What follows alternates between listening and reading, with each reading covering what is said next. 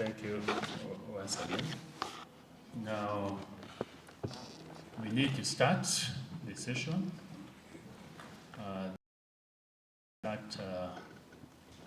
By introductions to the members of this committee. To start with, is the Right Honorable Polycarp Okombo. I'm the Speaker of the County Assembly of Homa Bay, and also the Chairman of the appointment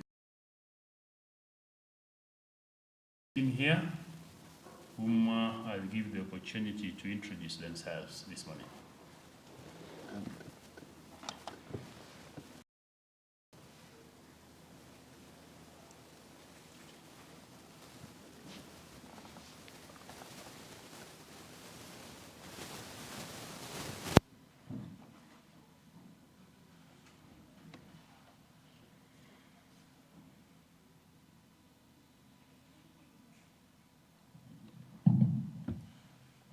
Thank you, Mr. Speaker.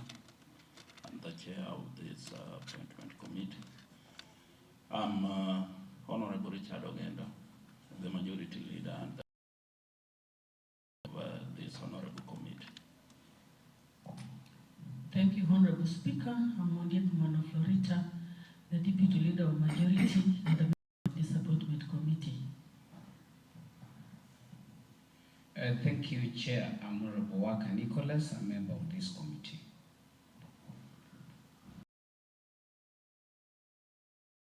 Thank you, Honorable Speaker. I'm Honorable Bobo Bond, Majority Chief Whip and a member of this committee. Thank you. Davera, can you introduce the staff? Thank you, Mr. Speaker. I wish everyone to do a self-introduction. My name is Vera Oteng. I'm the Deputy Clerk in charge of Community Services. Introduce them. So, Tobias, introduce yourself. My name is Tobias Opana, a Senior Clerk Assistant attached to this committee. David.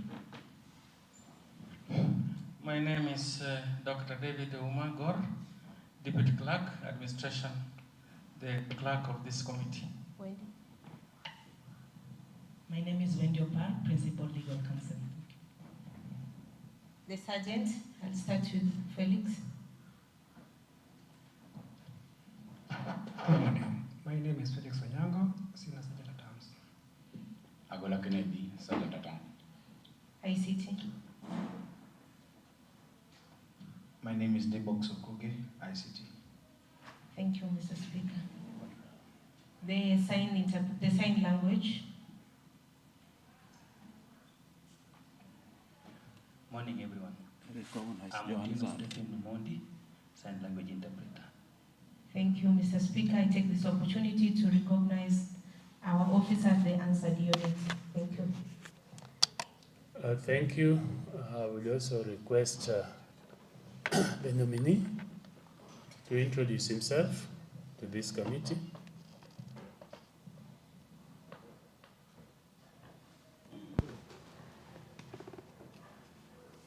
Honorable Speaker, honorable members of this committee, my name is Danish Onyango, a nominee for the position of Deputy Governor Homa Bay. Thank you. Thank you. Now we know we knew the name, but we did not know the nominee. Now we have seen him.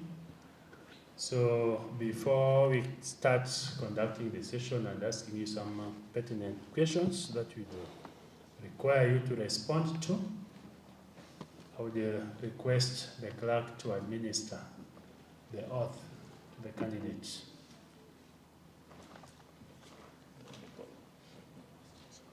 The legal and the candidate, can you come up?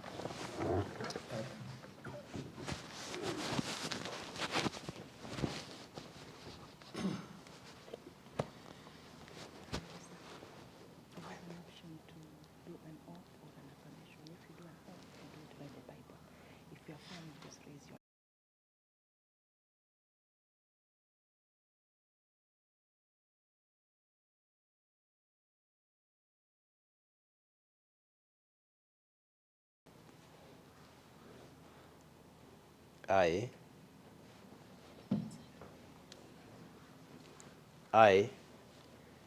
You be audible on the other side.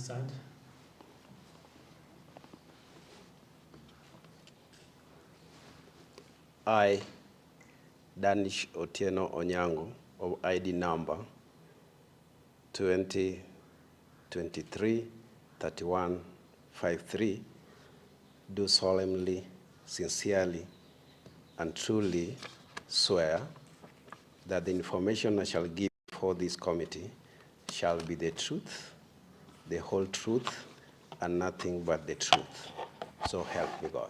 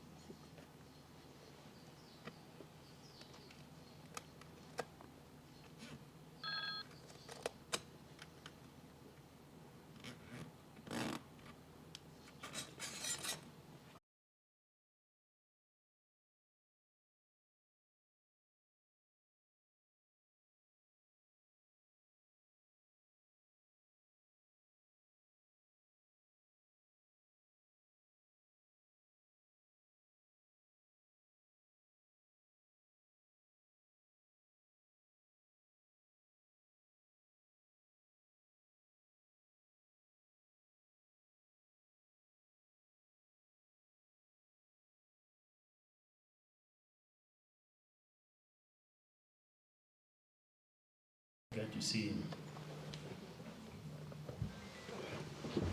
Can somebody help him? Thank you. Honorable Danish, good morning once again. Good morning. Good morning, Speaker. Yeah, so these are the people you know. You have interacted with us, so we want to have a wonderful discourse with you this morning so that we get to understand each other for the suitability of this position that you have been appointed to by Her Excellency the Governor. So be so free and flexible. We have a copy we should put across to you.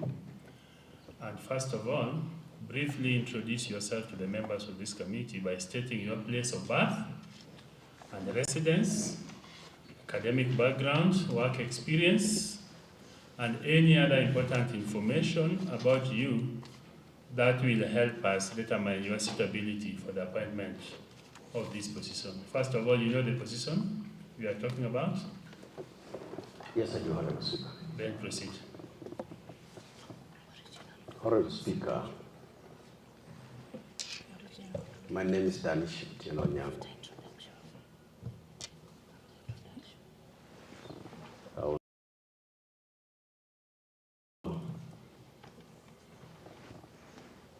That is Kabondo Kasipul constituency, Kabondo West Ward in Kodum. Speaker, I've gone through education, primary, where I went to Gormia Primary School, Cardinal Tunga High School, University of Nairobi for my first degree, where I pursued Bachelor of Arts in Economics and Master's degree in Development Studies. Mr. Speaker,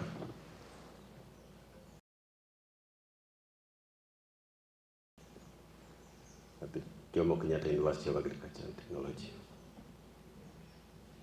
That's as far as my education or academics is concerned.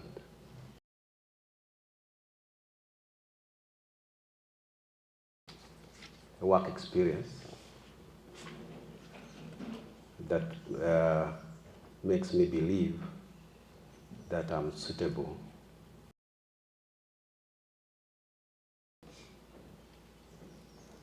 I work in the county government of Homa Bay as a CEC member in charge of roads,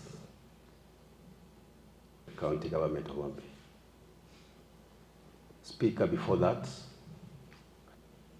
at the Ministry of Roads and Transports in Nairobi. Speaker, that is the brief that I can give. Thank you. Do you have the original documents? Yes, Mr. Speaker, I do. Can we see them?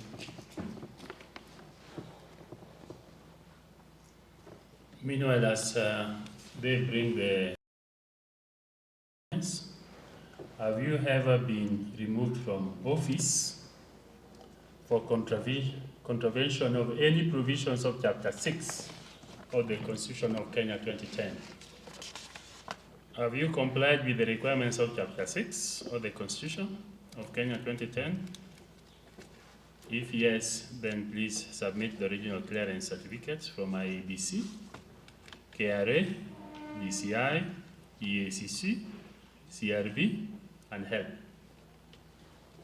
Yes, Mr. Speaker. They are the amongst the documents we've given. Let's go through them for 1 or 2 minutes.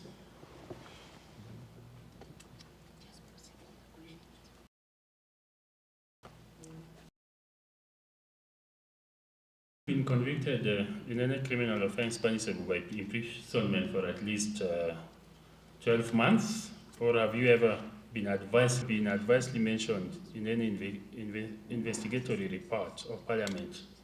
That one you also did not fail. So I thought just an error or omission, Mr. Speaker. So you mean when you're given the opportunity to fill, you say no? Yes, yes. Okay. So please state your net worth, giving the breakdown of the amount, including liabilities. Okay. We want to know how rich you are so that we don't suffer any financial embarrassment when you are in that office. Thank you, Mr. Speaker. I think the nominee seated here is not a very rich man and not a very poor man. I'm worth about 28 million in terms of assets. I have liability of about, currently as we speak, about 8 million. That is my worth. Breakdown? So the 8 million basically is a mortgage. The assets are now largely in the land that I own, the movables that I own, and just land movable and my residential properties. Thank you. Is there any family member or other person, parties, categories of litigations or financial arrangement that are likely to present a potential conflict of interest? Come again, Mr. Is there any family member or other persons, parties, categories of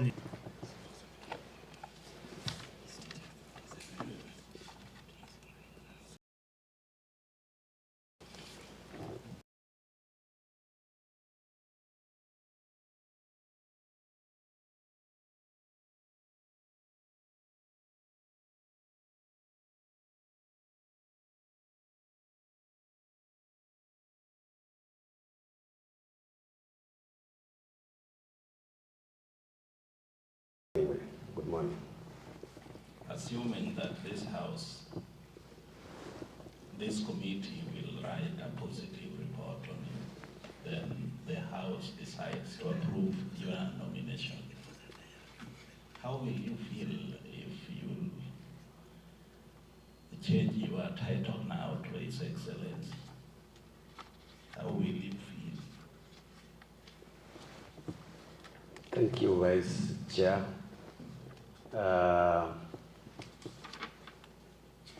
If I'm successful, as a person, I'll feel good. And as a DG, I think it presents an opportunity to give service to the people of Homa Bay. So that's the feeling that it's an opportunity to serve.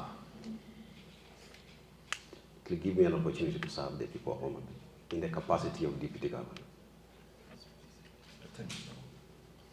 You did say that currently you serve as a CCM of a department in the county government of Homa Bay?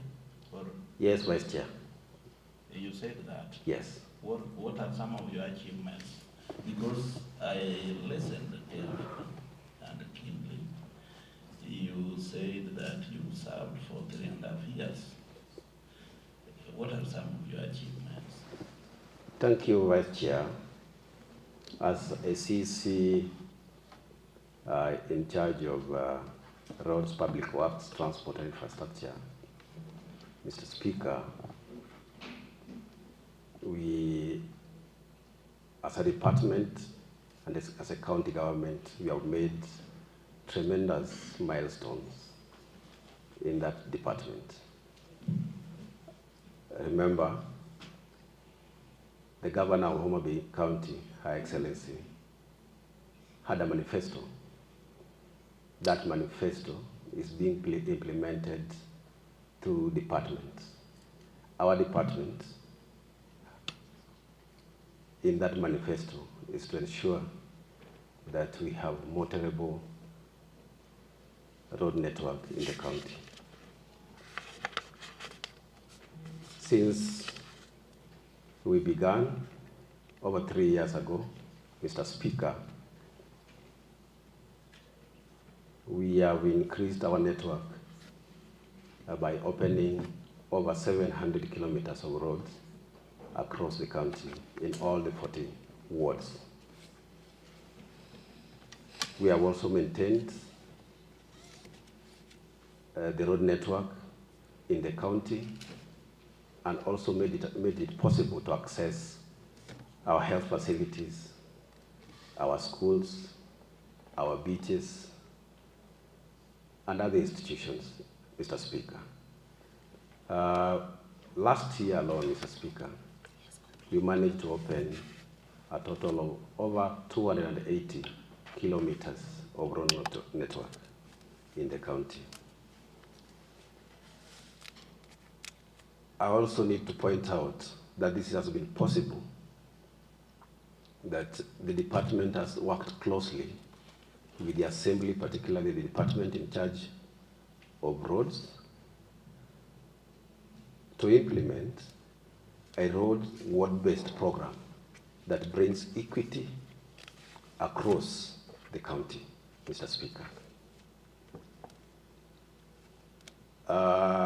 In the same department, Mr. Speaker, we have also managed to acquire additional machines and equipment that will also boost our maintenance program of our road network, which is about 4,000 kilometers in the county. Thank you, Mr. Speaker. Thank you. You talked of a manifesto, right? Yes. What was the slogan of the Her Excellency, the governor, when she was campaigning? The slogan was Genoa. SUA? Yes. Okay. Kindly give key highlights of the governor's manifesto. Governor Manifesto. In other departments like health, education, trade, apart from roads, because you told us what is in roads. Remember, water is also there. Thank you so much. The governor's manifesto, which was coined Genoa Manifesto, had 10 points agenda. The 10 points were cutting across all the 10 departments. I've just mentioned about roads.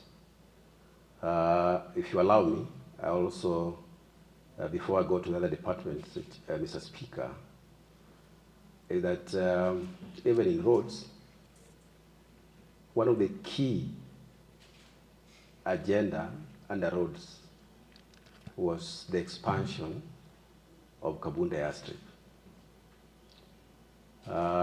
which I think is ongoing, and we have achieved a lot in that aspect. Mr. Speaker, today, our collaborative efforts with the national governments and the national agencies have ensured that now Kabunde, the runway has been reconstructed. It is longer. We can now receive aircrafts with larger capacity because the runway has now been improved from the initial 1.1 kilometers to 1.3 kilometers. That is a fruit of our collaborative efforts, Mr. Speaker. In other departments, I'll start with the health, Mr. Speaker. We have, in the manifesto, under health, Mr. Speaker, the governor promised to ensure that our facilities, health facilities, are equipped.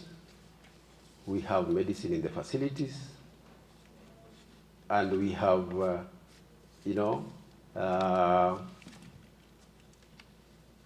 developed the facilities in terms of infrastructure, singling out the level 4 hospitals across the 8 sub-counties. If you must have realized, if you walk around in Homa Bay today, we have serious facility improvements in terms of infrastructural development,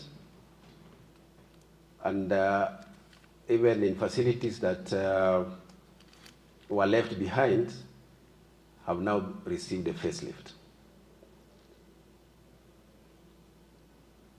Chair, Mr. Speaker,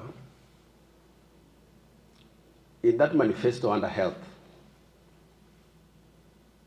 we talked about CHPs. In the manifesto, it was CHVs, Community Health Volunteers.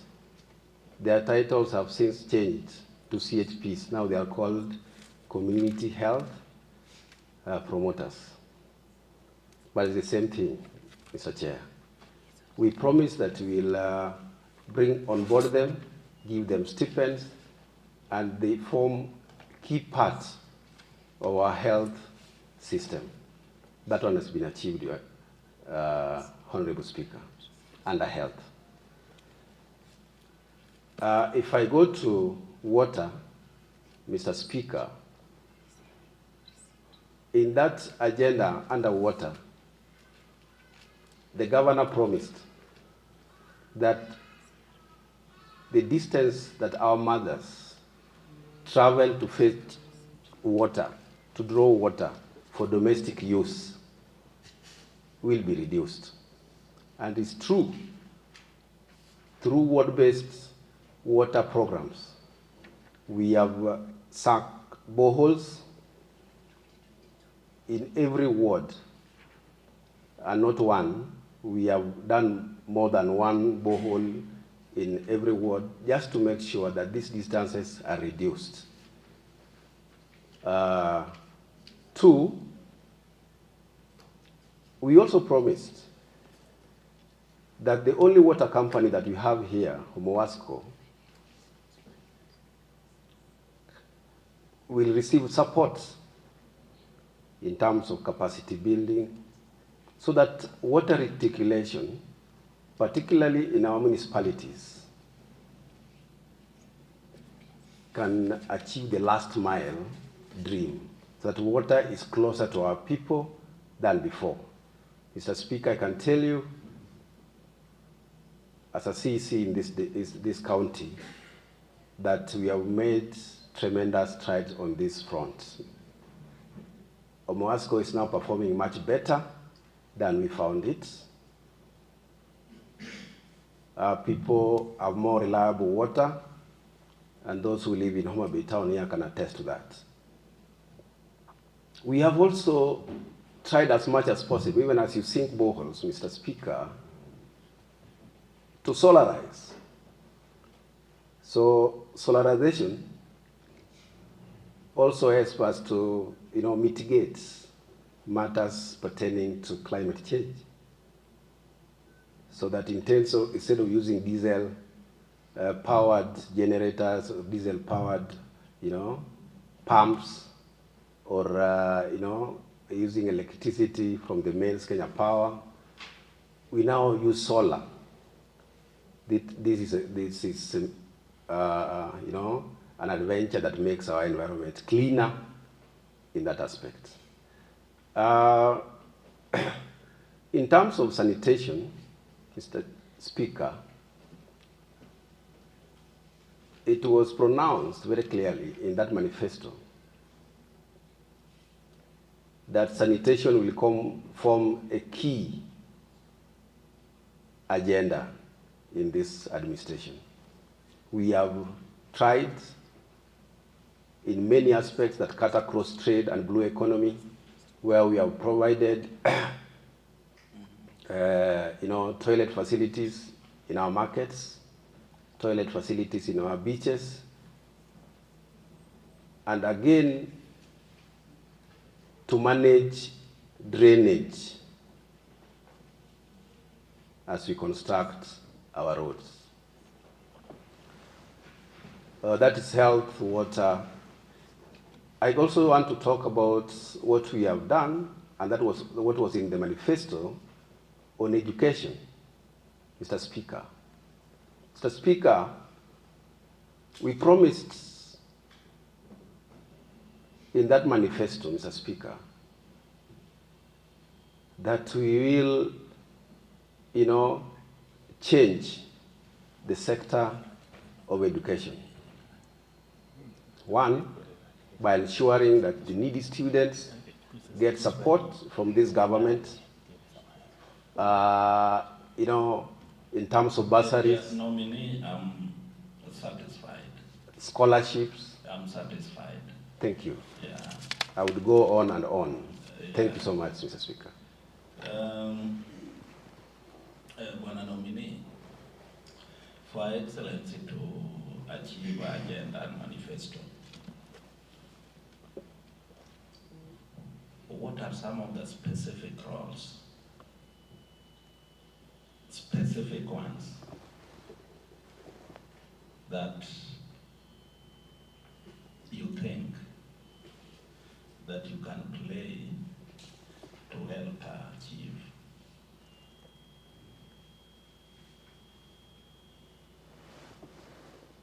Can I come up again? I got you. Thank you, Speaker.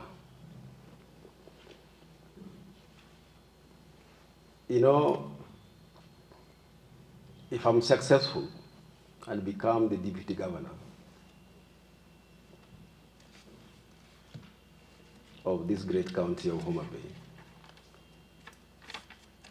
first of all, it's important that I recognize my responsibility as a deputy governor.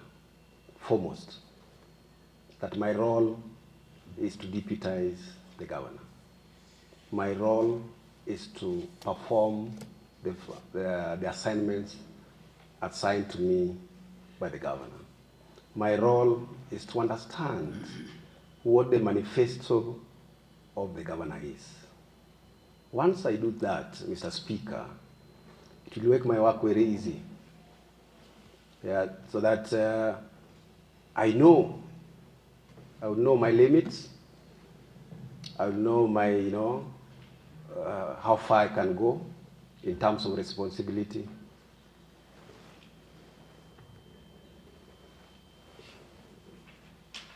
To assist the governor is first of all to understand our manifesto. And therefore, what I'll do as a DG is to ensure that myself understands the manifesto and make sure that that is also properly communicated to other departments. And then with proper communication or effective communication, then we'll be able to achieve what the governor had promised the people. Two, I'll also understand out of those limits that I'll not be able to do some things, even as I help her to perform or to achieve her manifesto, that I cannot be able to do appointments, I cannot assign, I cannot nominate, so I will understand also my limits. Thank you, Mr. Speaker. Thank you. Bwana nominee, you are aware there was a deputy governor who also served under Excellency the Governor for 3.5 years. And I hope if you are the CCM for roads and infrastructure, then you served in the same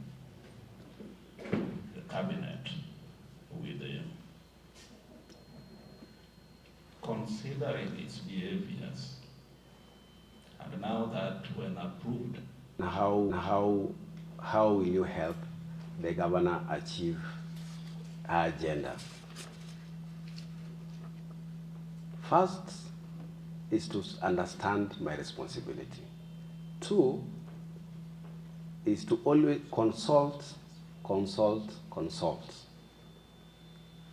Three, you must understand that these offices, there are issues of confidentiality.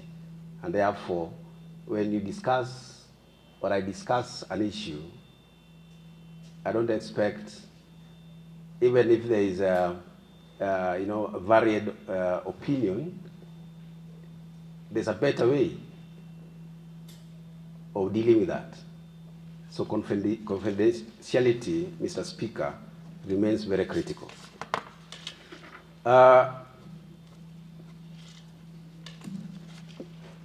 Even as I understand the manifesto, which is also key, because once you understand the manifesto of the governor, then you always remain aligned and you will always be working towards achievement of the same.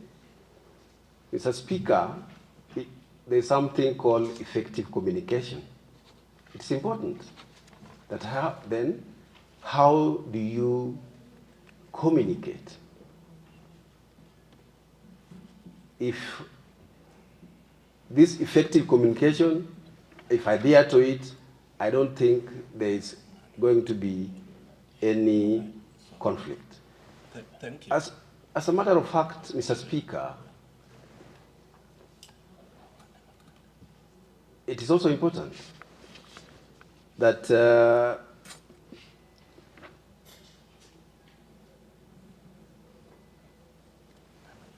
I focus. Yeah, nominee, I'm satisfied with your answers. So, Mr. Speaker, allow me maybe give it to the... Thank you. Thank you for that. Now, I would request the whip to proceed.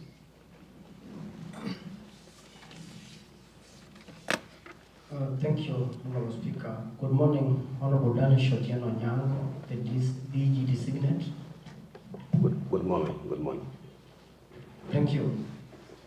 Considering that this House approves your nomination as the Deputy Governor of Homabay County, your office will always remain public. How will you ensure that you uphold the rule of law and maintain the public confidence in your office as the Constitution requires?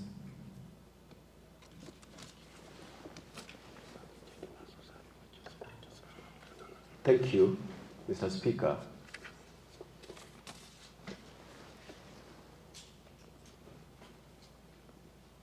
Leadership and integrity is enshrined in our Constitution. And this will be the driver as I perform my duties as a DG. I'll ensure that I adhere to the constitutional requirements of the office as a state officer. One, I'll uphold integrity. I'll be accountable for the roles and responsibility that I'll undertake. I'll adhere to rule of law. Policies that govern the county government, the national policies, I'll adhere to that. I'll ensure that the marginalized are protected. I'll ensure that there's democracy.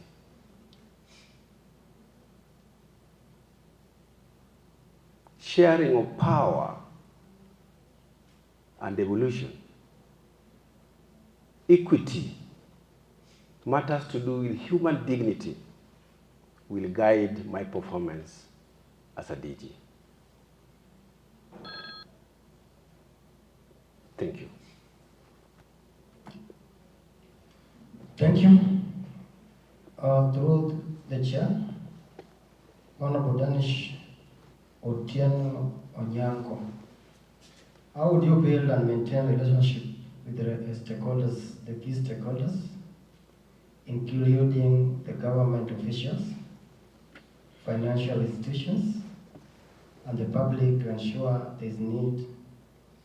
their needs are met and concerns are addressed in case you are approved by this House to be the Deputy Governor of this great county?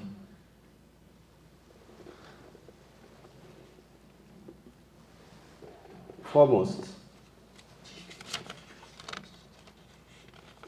you must identify your stakeholders before you engage them. Once you identify your stakeholders, you must also,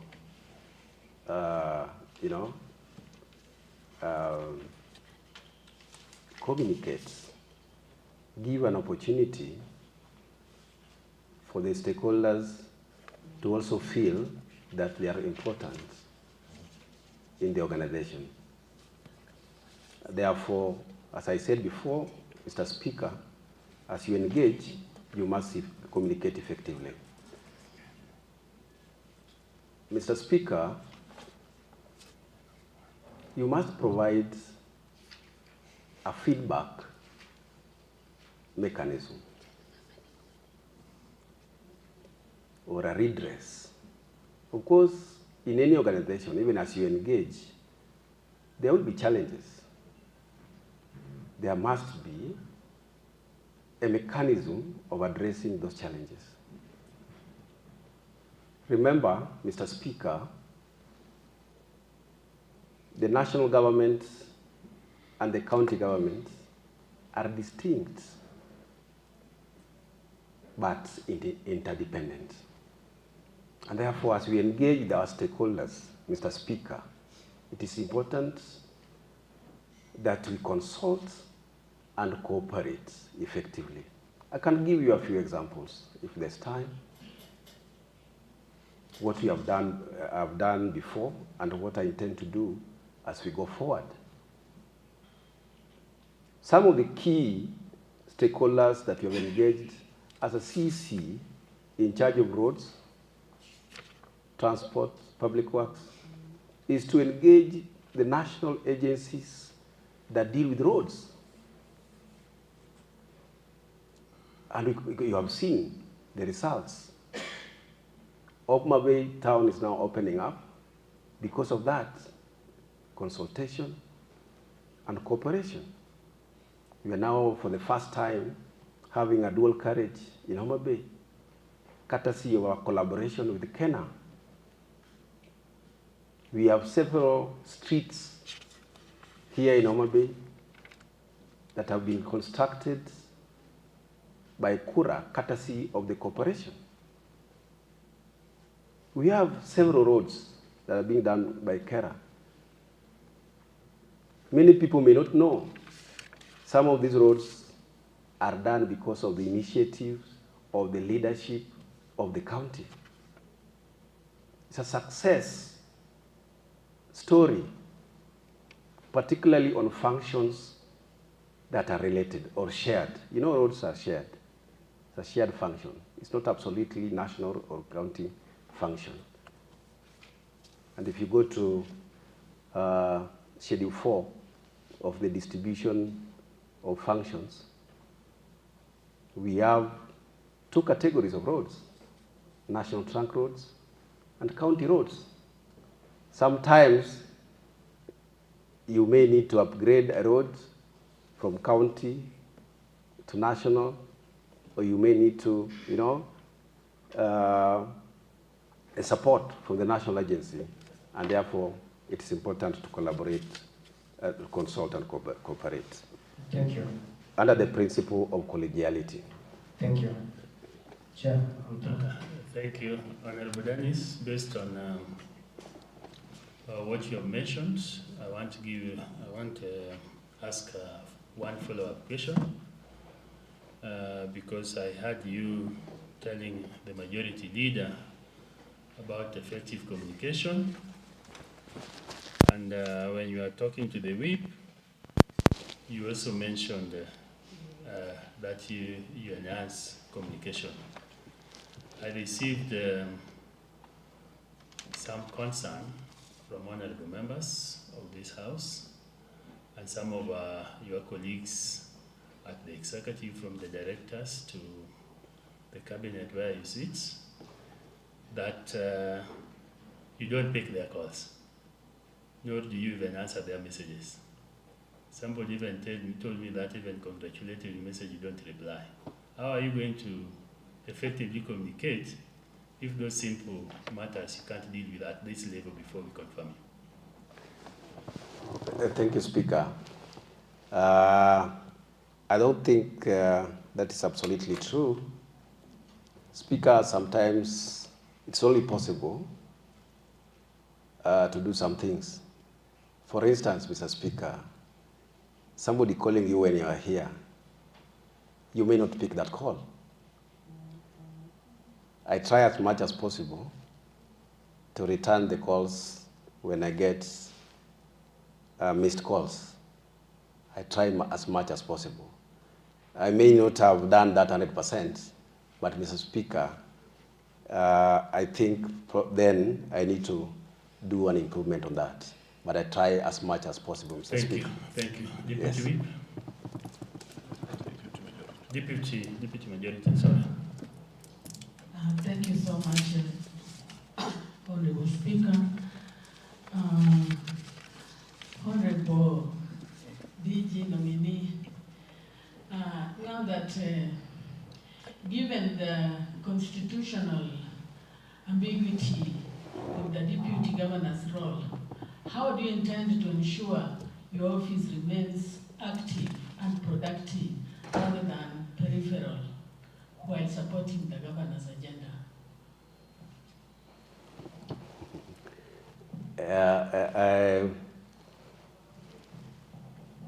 I think the role of a DG, or the responsibility of a DG, may not appear so elaborative in the County Governments Act, but there are a few responsibilities that have been assigned to the office of the DG. first is the deputy, to deputize the governor. When you are asked to deputize the governor, what do? That means you perform the roles or duties the governor assigns you. So to that extent, it's not as ambiguous as it may appear. Probably there could be a need for future amendments, but as it is now, we'll work with what the law provides. Deputize the governor, perform the duties assigned to you by the governor, understand the vision of the governor, understand the manifesto of the governor, and therefore, you have work to do as a DG. Thank you. Thank you so much. You have outlined the functions of the deputy governor. Now, I'm still on that. What are the key functions of the deputy governor as outlined in section 32 of the County Governments Act 2012? And how would you ensure the effective execution? I will repeat again that the first function of the deputy governor is to deputize the governor. 2 is to perform the roles assigned to the deputy governor by the governor. How I would implement this is first to understand that, the governor may be absent, maybe you have traveled, and therefore I should be available to ensure continuity of service delivery in the county. 2,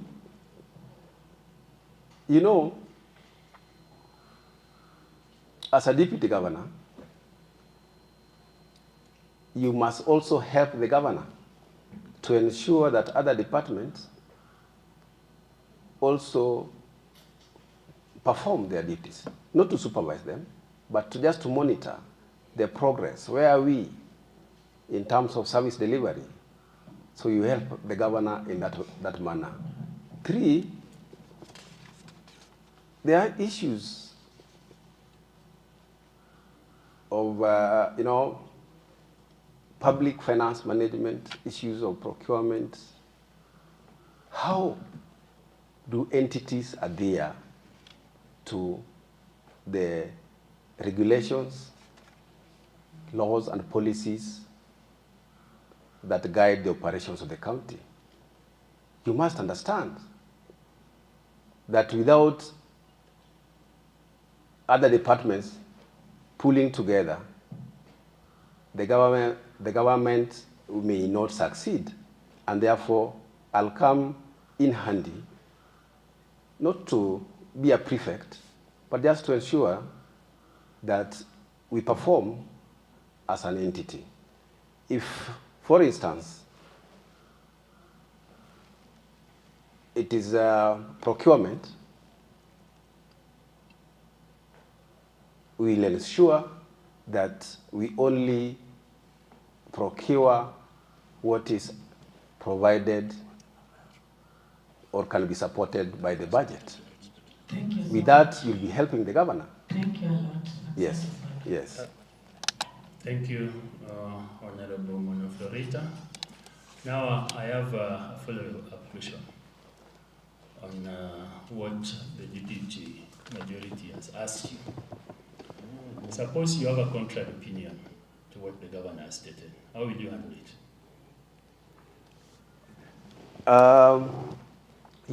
There are matters that the law provides rarely do you have contrary opinion challenging the law. It is also important that, as I mentioned earlier, Mr. Speaker,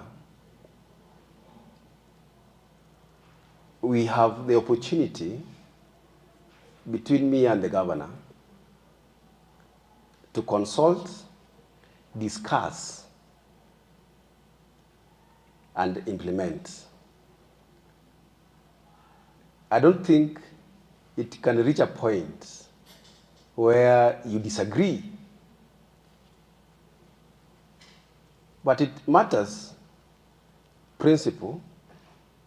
I know there is an opportunity for the governor and the deputy governor to consult, and consult. And if that happens, then you'll have a common ground. Thank you. You have consulted, and consulted, and still you have not come to agreement. How do you go about it? That's what I want to hear. You know, I've just said that if there are matters pertaining to law or policies, then that will take precedence. Thank you. We have precedents that have been set, the way you've stated, where there's always conflict between the governor and the deputy governor. Case in point was our case here. You've also seen other areas where there is no conducive environment for this to conduct their business. The environment is not conducive. Remember, in Siaya, there's a case in point where the deputy at one point was holded out of the office. We can go on and mention many areas. What do you think are the possible causes of this conflict in the office? Speaker, from where I sit, Mr. Speaker, we also have good examples where the deputy governor and the governor are working in cohesion as a unit. I can also give you an example where we have had, less or, less conflicts. Our neighbor here, just across Kisumu County here, is a very good example of how a deputy governor can work with the governor. I don't want to talk about Siaya, but I would say that it is important that for us in Homa Bay,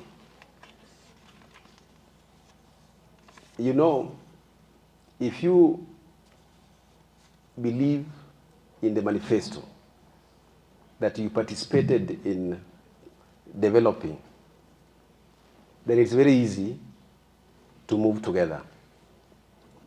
And therefore, it's also, if you believe that our people should have good roads, if you believe that we should have water closer to our people, if you believe that our kids should go to school to be supported, if you believe that our kids should be in good classrooms, then I think that belief in the manifesto will make the conflicts less, and less. So the possible causes, as I wind up, Mr. Speaker, sir, is that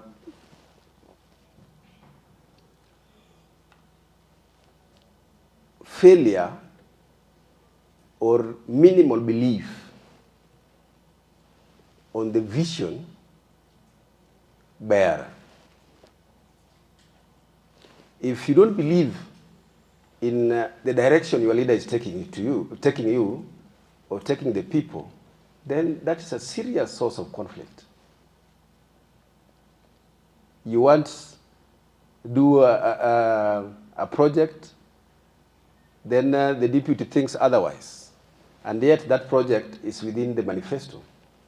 So that brings conflict. So I think, for me, because I believe in the manifesto. I don't see any conflict. Thank you, Honorable Waka.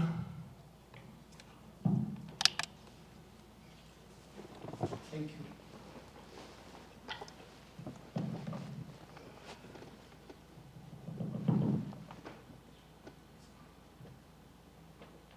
Thank you. Thank you.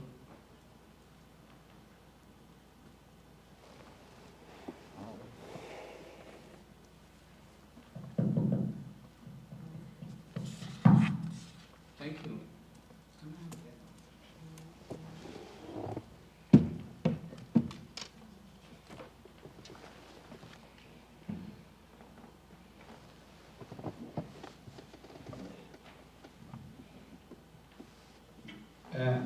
Thank you, Honorable Chair. Honorable Chair, just allow me to greet the nominee. Nominee, good morning. Good morning, Honorable Member. I will take you through a couple of questions, and my first will be follow-up questions. You indicated your achievement as you were asked by my chair, that one of them being the CCM in charge of roads. You've done a lot in terms of roads development in the county. Honorable nominee, is budget implementation part of an achievement that we should be counting? I just need the answer, yes or no, then I proceed. Yes. Why did you decide to avoid it as you are mentioning your achievement? Because last I checked, the current budget that is passed by this assembly, we are in the third quarter, almost getting to the fourth quarter, and your department you are steering has not implemented that budget. You've not rolled out the roads, and you sit here pretty, that you've done pretty well. Does that one alone put you in a situation that you don't fit to be a deputy governor? And more so, the letter that was forwarded here by Her Excellency did not relieve you from becoming a road CC. Do you want us to continue with this situation where you don't implement budget and you become a deputy governor? How are you going to oversight the other, in the absence of the governor, the other department, yet your own department underperforms in budget implementation? Kindly illuminate us. Thank you, Chair. I think what the Honourable Member is raising is quite pertinent. I think, Chair, if you go to the records, you'll realize that probably the department under question in terms of budget implementation for the last 3 years has performed quite well. He is concerned about the implementation of road projects in the current financial year. We are in March. We have 3 more months to go. Implementing a road project is still possible within the time left. And therefore, it's not a failure yet, Mr. Speaker. We may have delayed in the implementation of the program, but I can tell you, we have time. And if you look at the budget, Mr. Speaker, it's not that we have entirely not started implementing the projects this financial year. We have a number of projects that have been initiated and are ongoing in the county. It may not be fully, but we still have time, Mr. Speaker. And if allowed, I think we'll go ahead and implement the remaining bits of the budget. Thank you, Mr. Speaker. Thank you, Honorable Chair. Honorable Chair, my question was specific to his docket, and you've seen the way he has avoided the question. I want to thank him. Honorable Chair, my second question You've mentioned your contribution to Kabunde Airstrip as one of your achievements. How I wish you can tell us, because you are live and the whole county is watching. What was the county contribution in terms of budgetary allocation to Kabunde, so that you take credit? Because when you talk of Kabunde having contributed, and that is one of your achievements. Was the achievement in terms of the way you negotiated with the national government, or your achievement is the way you also contributed as a department? Because what this assembly is concerned with is the money we allocate here to your department and how you utilize it. Thank you. Thank you, Chair. Thank you, Mr. Speaker. If I could take the member back to Genoa Manifesto. It was one of the items under the manifesto, under roads, transport, and infrastructure, to improve Kabunde. If I've just said here that the two levels of government are distinct but interdependent. If we just sat pretty here, waiting for Kabunde to be rehabilitated, probably today, Mr. Speaker, that extension and rehabilitation of the runway would have not been done, because counties are competing for the 85% budget that is with the national government. It is important that we knock those doors. It is true that this assembly did not appropriate any budget towards Kabunde, but it was upon us as a government to knock those doors, to ensure that we also have a share of the 85% that is at the national. It's the same thing that's happening with the expansion of roads here. If you just sat pretty in your office and you don't go and knock at the door of the CS roads at the national government or DG Kenya, who will know that you really need adult courage? It is you to go and present that. It is us who are using Kabunde before. We saw the risks of having a very short runway. We had to go and knock doors, led by Her Excellency the Governor. And therefore, we have a facility that is better than we found it. And if you look at the manifesto, the Governor has scored in that aspect. Thank you, Mr. Speaker. Thank you. Honorable nominee, Roads Department where you currently head, and I've received just an SMS here, and I've been forced to raise this so that you also address it, because they are watching us. Roads Department that you head is perceived to be the one that is owing contractors huge amount. Would you be in a position to tell us how you've dealt with this as CC in charge of roads? Because we have pending bills in your docket, and this is, I've received this. If I don't ask it, I may not be allowed to step out. As the current CC in charge of roads and the incoming DG, if approved by this assembly, what have you done to better the livelihood of contractors in Homa Bay County under your docket? Yet they are now crying that you are the one who is making them not to be paid their dues. As a committee, we are interested to know what you've done. Thank you, Chair. The issue of pending bills, Chair, is not only a challenge to counties. It's a challenge even to the national government.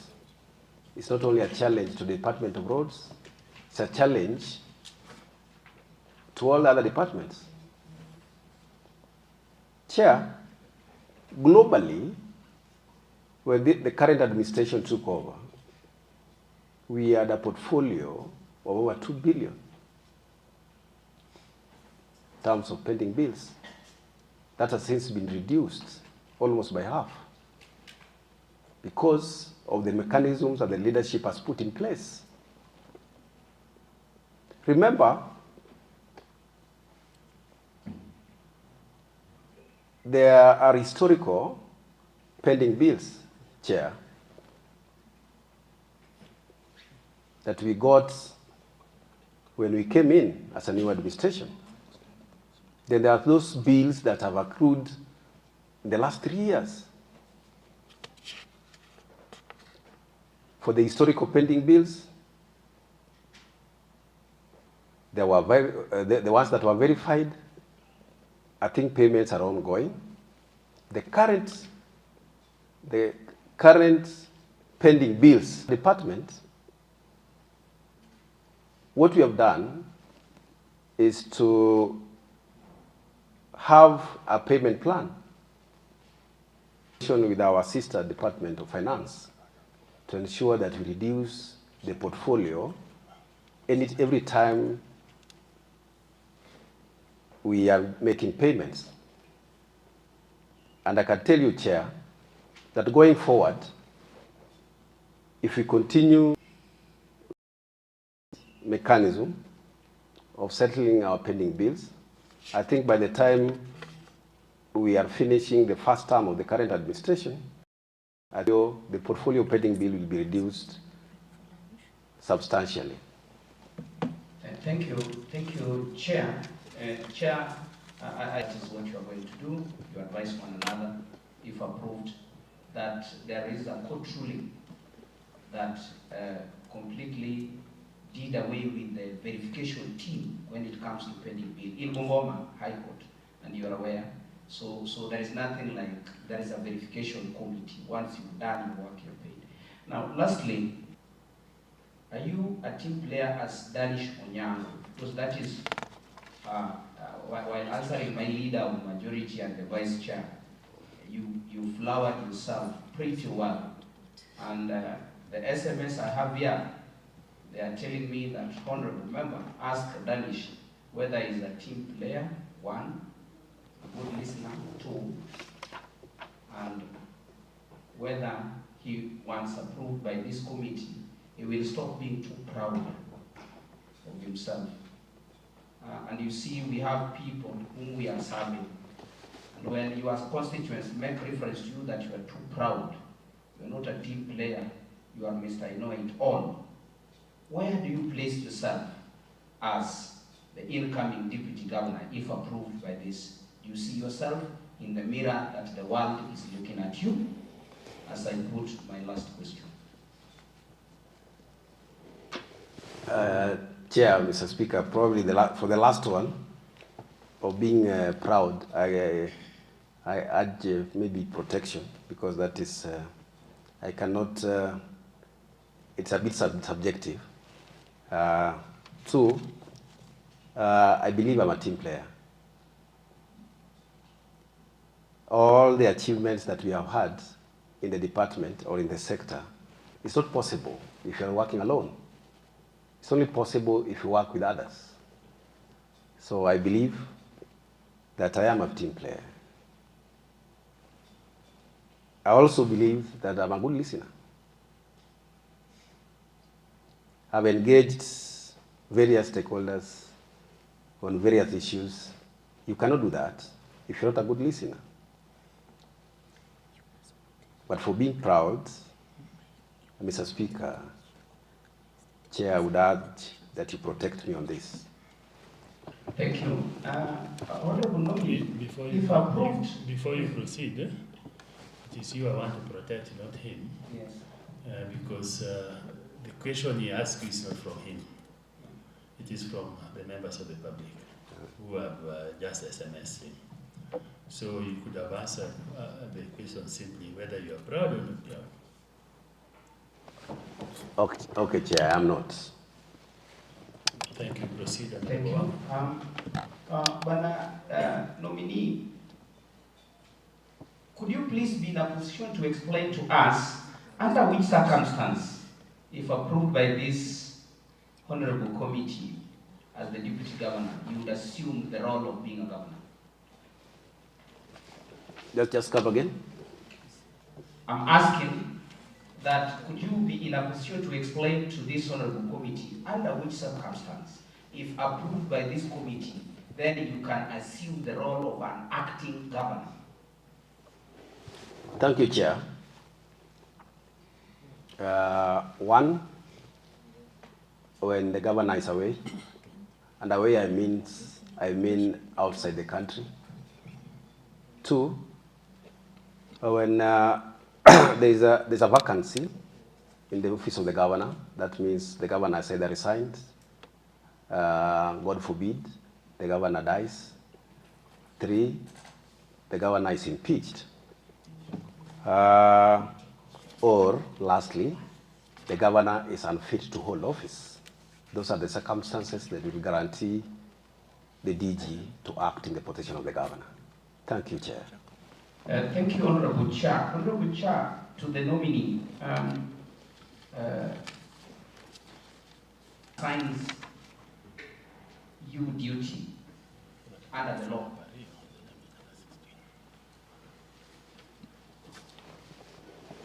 The governor, one, when she's assigning me the governor is assigning me duties, it must be in writing. So that's what the law provides, that it's not verbal, it must be a written communication, that I'm assigning you duty 1, 2, 3. After doing that in writing, then as the DG, you must restrict yourselves to the assigned duties. That's what the law provides. So I think those two are important. But lastly, Chair, it is also to take note that as you perform the duties assigned to you by the governor remains responsible and accountable to those duties assigned. As I said earlier, Mr. Speaker, it's also the law also provides for limitations, as I said earlier, that there are duties that you cannot perform. Honorable Chair, I'm satisfied. You can proceed. Thank you. Thank you, Honorable Waka. The nominee, I have also received, while you are having a discourse with Honorable Waka, I received a follow-up question on implementation of the budget, which he had asked earlier. The viewer states that you stated that it's still possible, and it only remains 3 months. So he is asking, what have you put in place to make sure that it is possible within 3 months? Because it's talking about the procurement period takes long, advertisement, what, it's only 3 months. So what have you put in place? Thank you, Chair. What we do as a department is to carry out surveys. We carry out designs for the roads that are in our CIDP, the roads that we are in our ADP. And therefore, we are ready with most of our rigs. We call roads in inventory and condition surveys. Most of them we are ready. And therefore, Chair, that's what I'm saying. We are still within. We can still roll out all the projects that are remaining. But I also say, Chair, that some of them are underway. They're either at procurement or their designs are almost complete. Thank you, Chair. He's saying you are under oath, so that when you speak, know that you are under oath. Yes, I'm saying, yes. So he's saying, it is possible that within the 3 months you will complete those roads? I've said it's possible. Thank you. Yes, it's possible. Another follow-up question on governor assigning the responsibilities. The viewer has asked that can you assign duties to CCMs, you as the deputy governor? I don't think that is provided for, but if it is, you know, the duties of the CCMs are clearly spelled in the executive order by Her Excellency the Governor, what every CEC ought to be doing in their respective departments. Mine maybe is just to follow up on their performance, but not to assign them duties.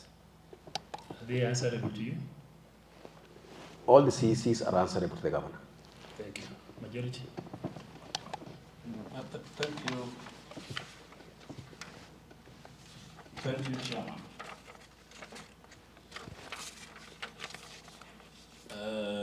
Bwana nominee,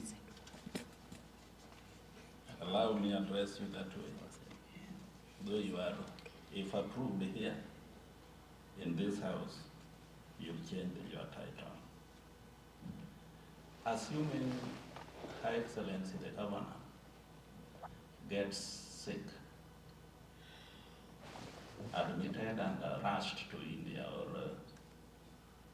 America, then you find yourself acting for some time. How will you behave? This question I've just decided to ask you in relation of what you said, that the Kisumu Deputy Governor may be a good example of how a DG can work.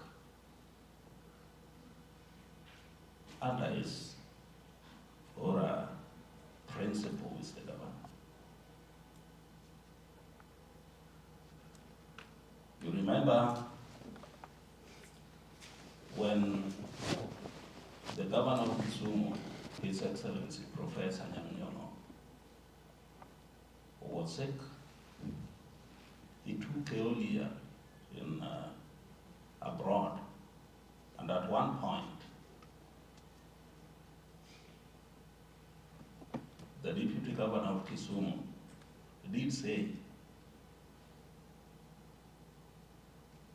that the High Court judge then who was in Kisumu was just dilly-dallying, did not want to swear him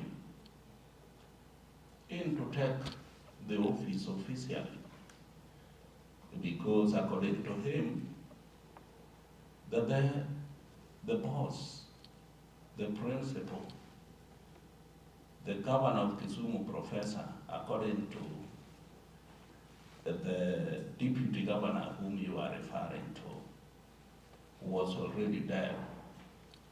And you remember, the governor took a whole year in London, then to US. And the man you told us that may be better than all the deputy governors, and you want to emulate and follow his footsteps, did not even step in London, or neither did he step in US to see his boss. Will I be wrong if I say that if these are the characters that you want to follow their footsteps,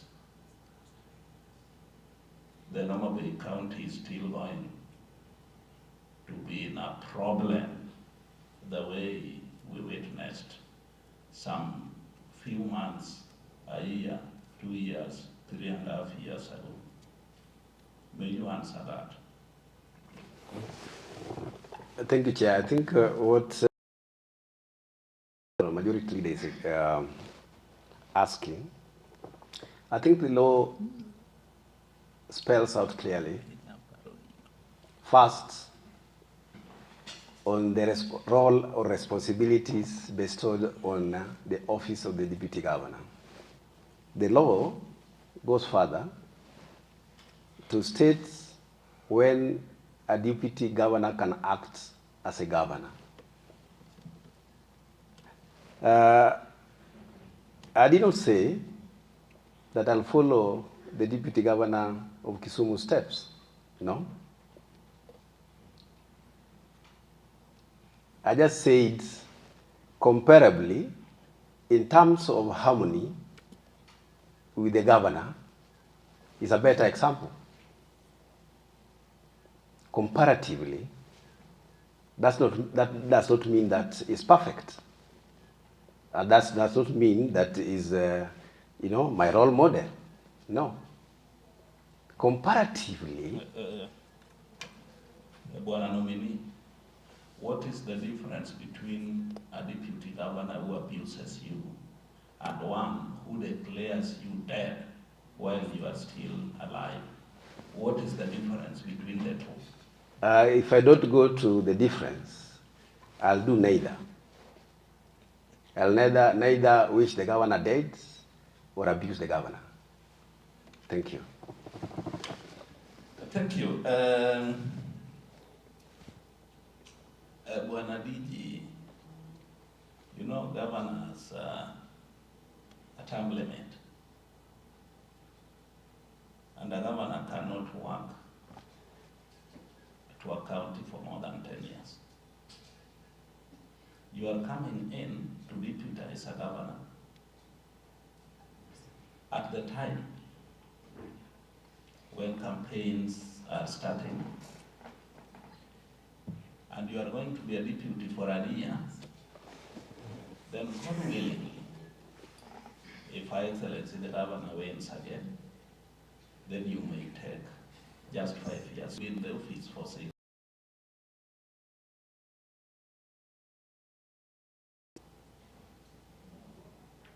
I don't know, because I'm not yourself. Neither are we. If you are looking into yourself and the network, you said that you are only 28 million net. Imagining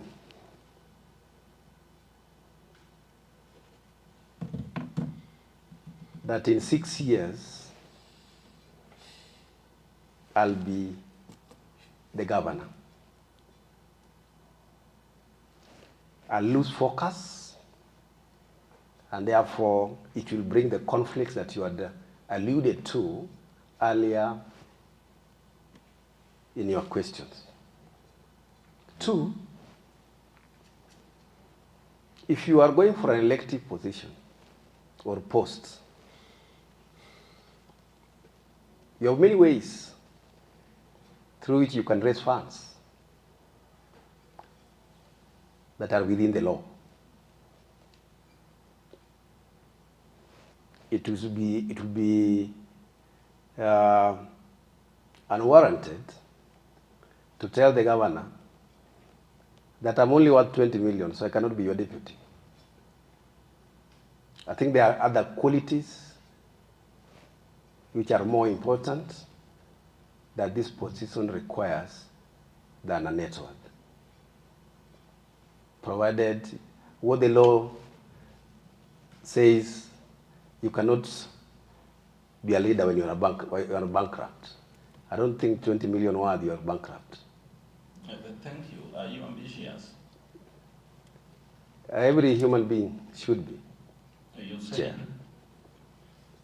less than 1 minute ago, you said that you don't see yourself ascending to the position of a governor after 6 years. You just want to concentrate on being a deputy. And remember, there has been 2 deputy governors in Homa Bay County since 2013. One, Honorable Borata, did it for 10 years, deputized. The governor emeritus served it for 10 years. And he did not even attempt to contest for the position of a governor. And he was a deputy governor for 10 years. So, do you want to go the direction of the deputy governor, now emeritus orator, or the former deputy governor, or you be Magwanga, or you want to be yourself? I want to be neither, but remember, Chair, Mr. Speaker, the most important responsibility as a deputy governor is to help the sitting governor achieve her manifesto. Okay. The most important thing. Thank you. Most. And as a deputy governor designate, you may be a governor. Are there some things that you can borrow from your predecessor, the former deputy governor, Yugi Magwanga? Anything, you know, he came in September. They campaigned together from after nominations. They were sworn in together around 21st of August 2022. He resigned, is it one month ago? So now that you are seated here, you've been serving together with him in the same cabinet. Your boss has been one, High Excellency Governor Gladys Nyasunawanga. You've been interacting with the deputy governor, former Oyugi Magwanga. Are there some traits, whereas these traits may be characters in nature, that you may borrow to help you also serve the people of Omade when approved by this House? Thank you, Chair. In terms of character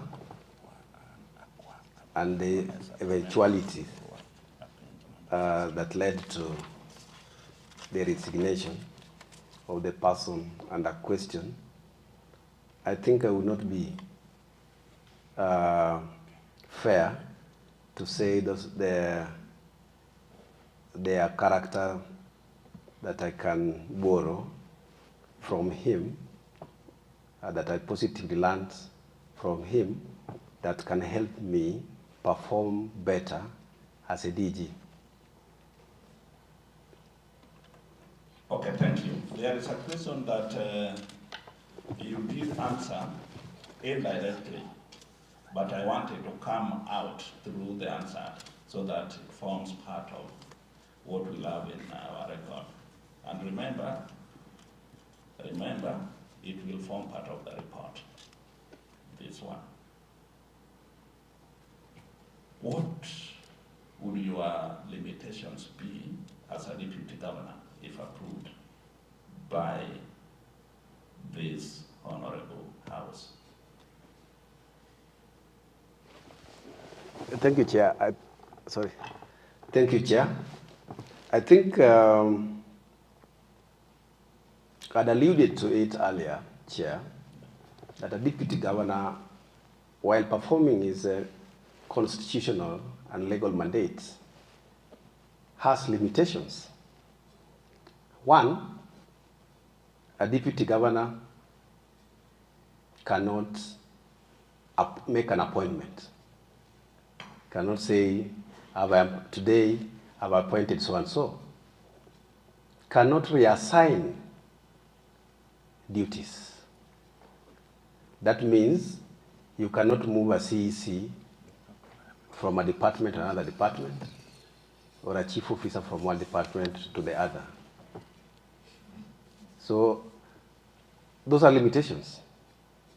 An appointment, resigning. Thank you very much. That's all. Okay. Thank you. That's all, Mr. Chairman. Thank you, members. I have some few follow-up questions to wrap our interview this morning. And these ones I just want to ask for clarity purposes so that we get you right based on what you have given us earlier. Number one, this is from a member based on what majority has just asked you. We want you to affirm your political ambition. Do you have political ambition to be the governor? Because he tells me that he knows why he's asking this, because ambition can develop or be injurious to a government. That's a SMS I've just received. So, do you have political ambition to be the governor?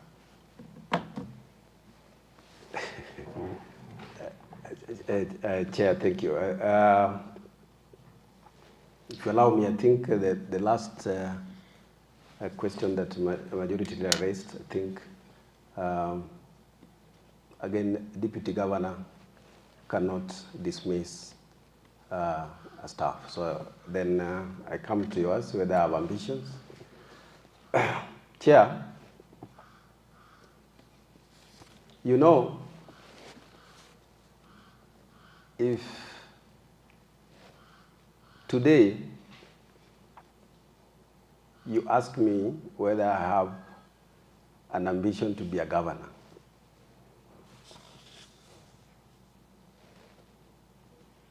the answer would be that for the governor I'm serving today, that ambition can only be after she serves a full term. But I cannot be ambitious to be a governor while serving another governor. Thank you. Yes. Another follow-up question. This is from a member that he has seen you in public presenting yourself as the deputy governor before being vetted by this committee. So he's asking that he saw you in Agoro Sare, you presented and introduced yourself as the governor, usurping the powers of this committee. Do you think you are fair to this committee? Chair, I don't think that's true. I think when you remember when you were at Agoro Sare, when Her Excellency was introducing me, she was very clear that it's my nominee. She didn't say this is my deputy governor. She said this is my nominee. And that's the position. You need to watch that, so it's from a member, so I will not rebut your reply to that. Then, another follow-up question, because you had answered it previously, but for clarity purposes, we want to know how you will handle potential disagreement with the governor to avoid public fallout as previously witnessed. Public fallout. You remember, I will give you an example. During the Gen Z revolution, when the president of Kenya was issuing a statement against it at the State House, the deputy president was also in Mombasa issuing a contrary decision about his role and what he wants, the direction in which he wants the issue to take. So, how would you handle potential disagreement of such nature?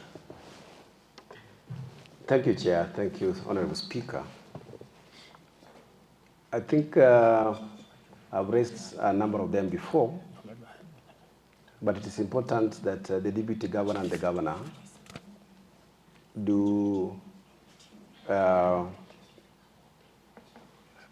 more consultations on many issues. Two, it is important that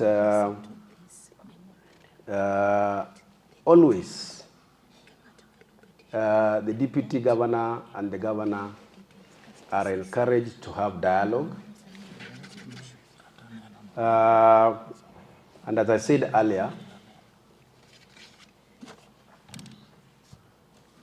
when the governor and the deputy governor are on the same page in terms of vision for the county, then such public fallouts are rare to come by. Then lastly, it is important that at that level, there are issues that when you discuss remain confidential. Therefore, you don't give room for naysayers to join and create a crack between the deputy and the governor. And lastly, Honorable Speaker, you have given the example of the former DP. It's unfortunate that that had happened. But if he had followed the script that I've given, that would have been avoided. Thank you. Thank you. Now, before I give you your last word, while you were being asked about your net worth by Majority Leader just a few minutes ago, you stated that it is not that important, right? Right? I said it's important, but there are other factors. It's important, and there's other factors, yes, which are more important. Equally important. Equally important. Yes. Do you think pecuniary embarrassment in an office is not good for a leader? Pecuniary embarrassment is not allowed. It's not allowed. And you see, that's what I'm saying. When you are bankrupt, for instance, you can't be a leader. When you are bankrupt, you can't be a leader. You must own something. How then will you handle Sangwenya? Because it is a madness in memory.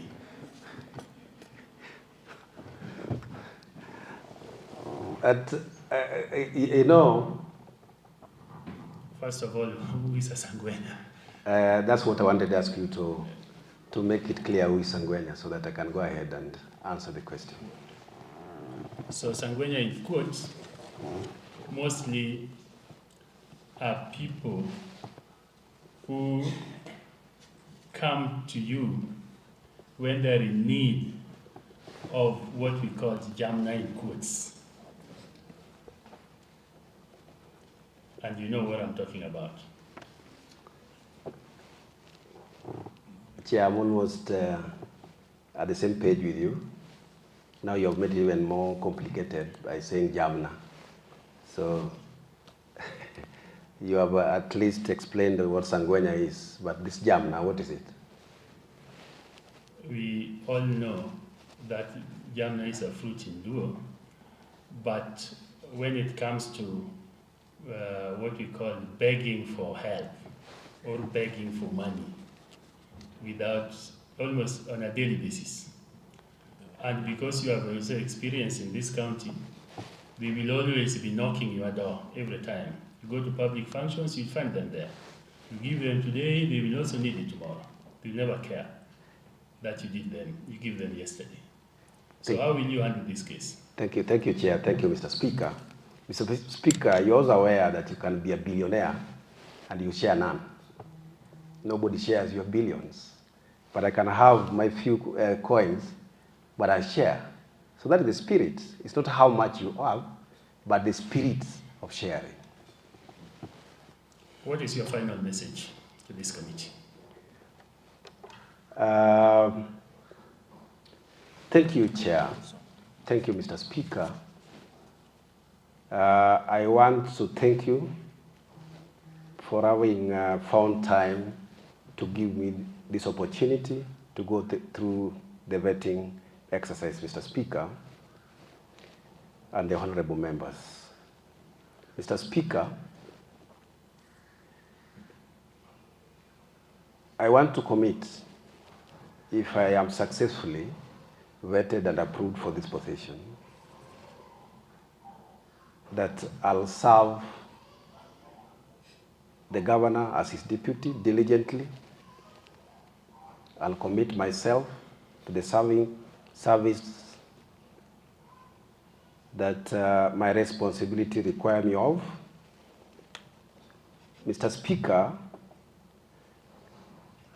I will also commit that I'll help the governor achieve her manifesto, and by so doing, we'll improve the standards of living of our people in Homa Bay in terms of good health, education, access to clean water, motorable and accessible roads,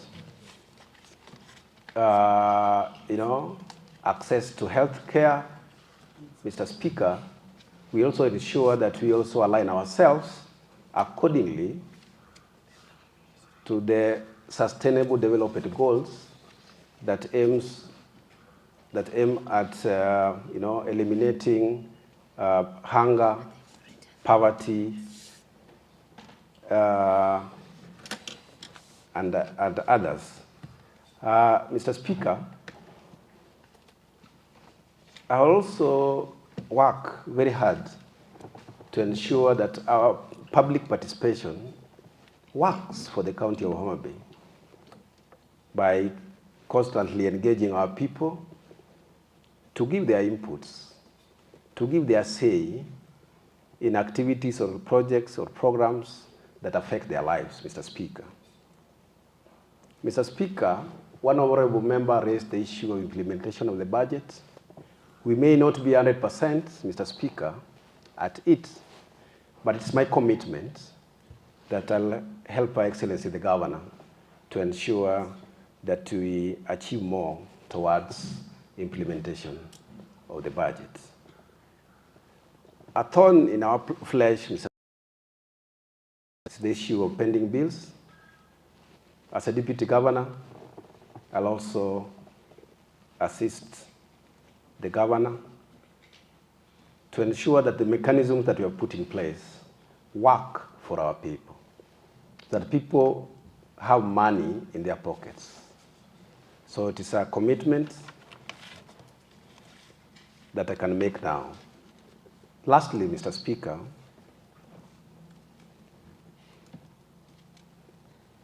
is adherence to laws, policies, and any other associated regulations that would boost our performance as the executive to ensure service delivery, and also, Mr. Speaker, value add to what we already have. How can we do it better so that our county 043 can continue to shine?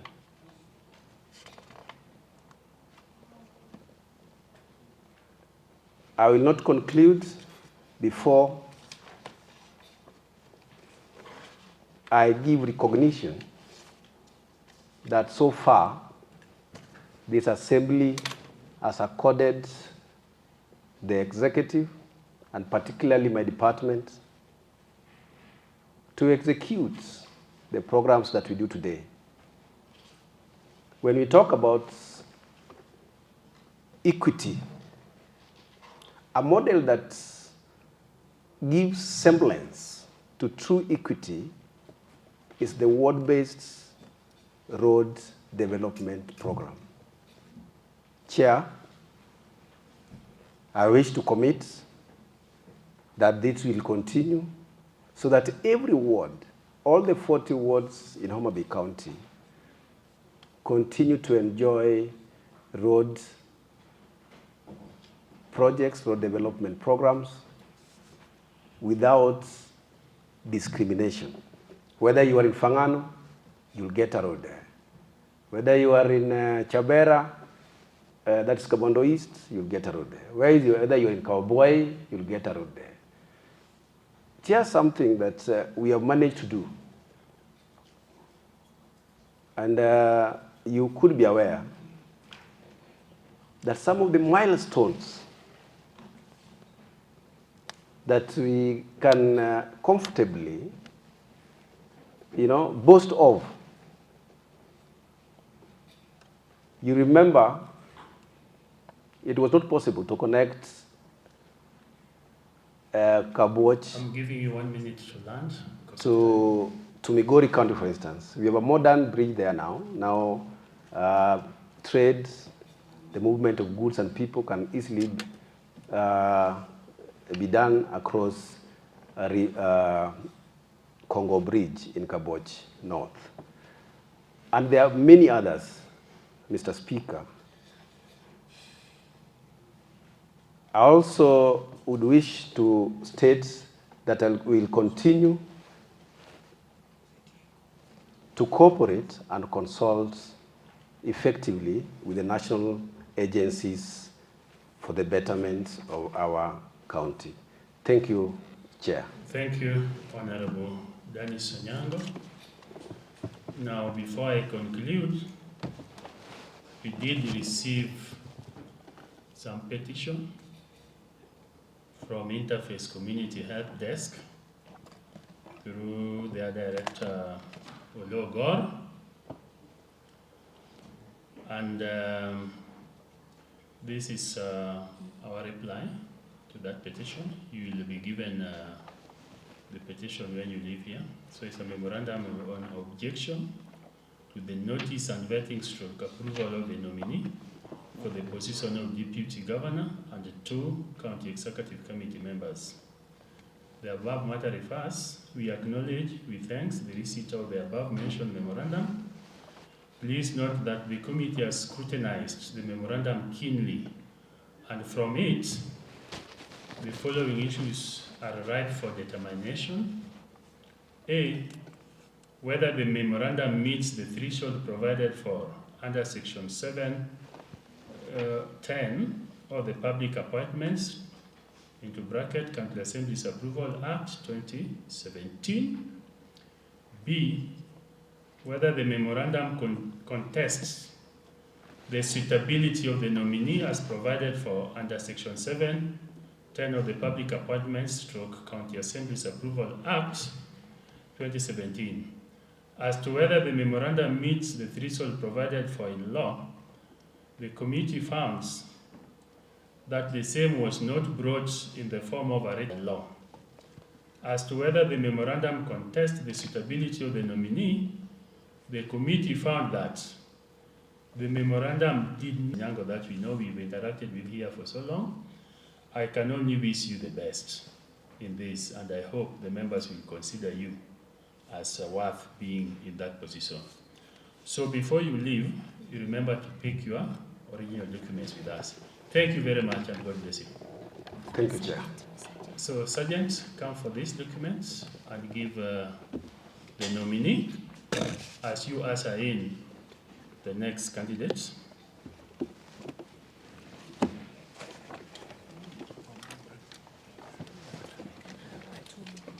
Just two minutes break, then we usher in.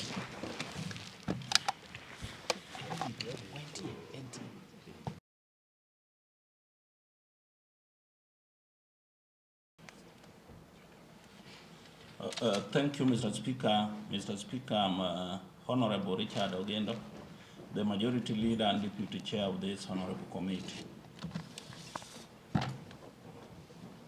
Deputy Majority. I'm Onyekuma Florita, the Deputy Leader of Majority and a member of this committee.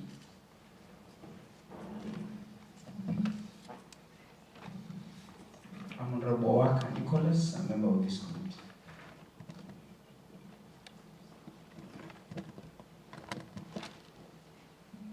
Honorable Bobo Bondo, a member of this committee.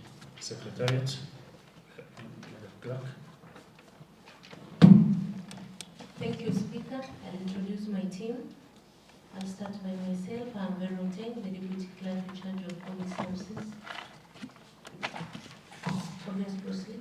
My name is Tobias Opana, Senior Clerk Assistant attached to the committee. My name is Dr. David Umagor, Deputy Clerk in charge of administration. I am Wendy Opar, Principal Legal Counsel. The Sergeant. Agola Kennedy, Sergeant. Oyambo Felix, Senior Sergeant Arms. ICT.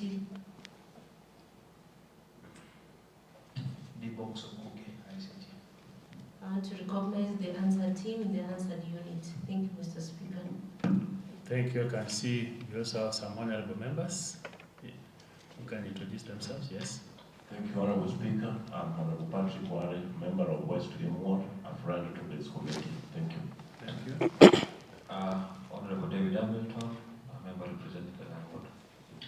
Thank you, honorable members, for attending to witness this. Now, the nominee, can you introduce yourself? Thank you, Chair and Speaker.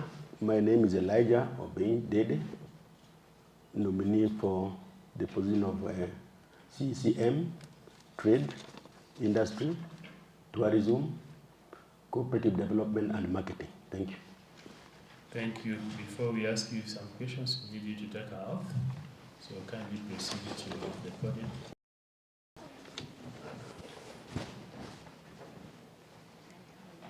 Thank you. You are going to use the Bible, or you don't have? Go ahead, you hold it.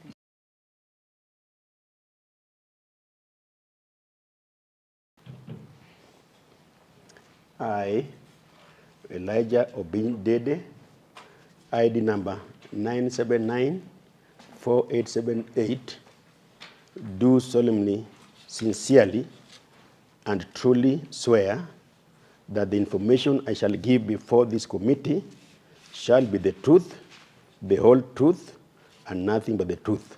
So help me God. Please fill the details and leave the form with us.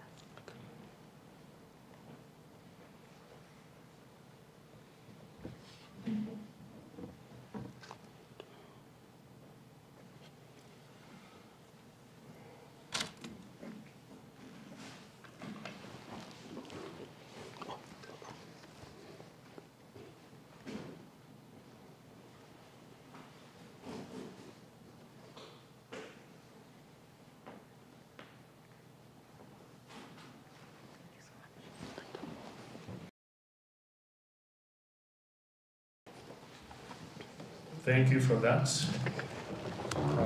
Honorable Elijah Dede, briefly tell us about yourself, your academic background, and what motivates you to take this position. Thank you, Chair and Honorable Speaker.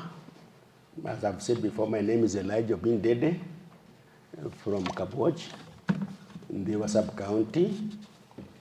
I started my education at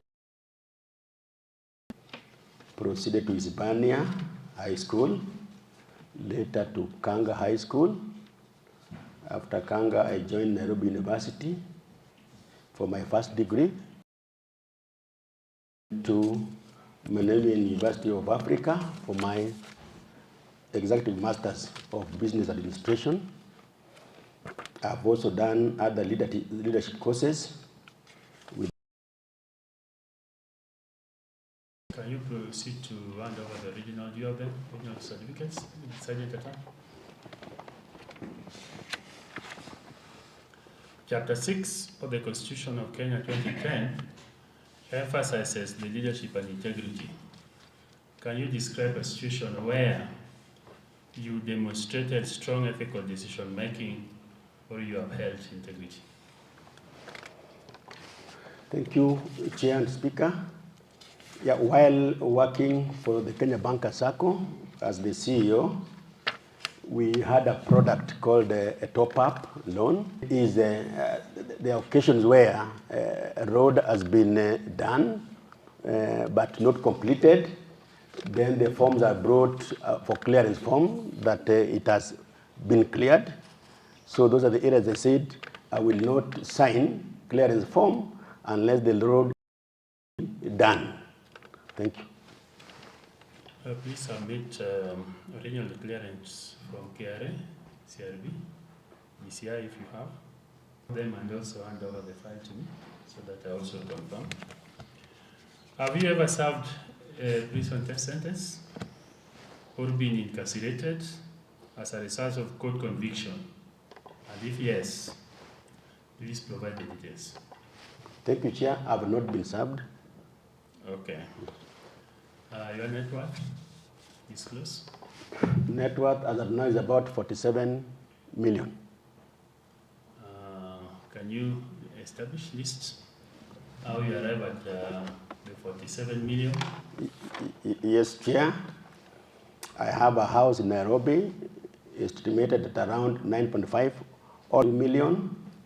I have a plot in Eldoret, it's around 2.2 million. I have about 3 plots in Kisumu. I have a building here at the county in Maram, about 11 million.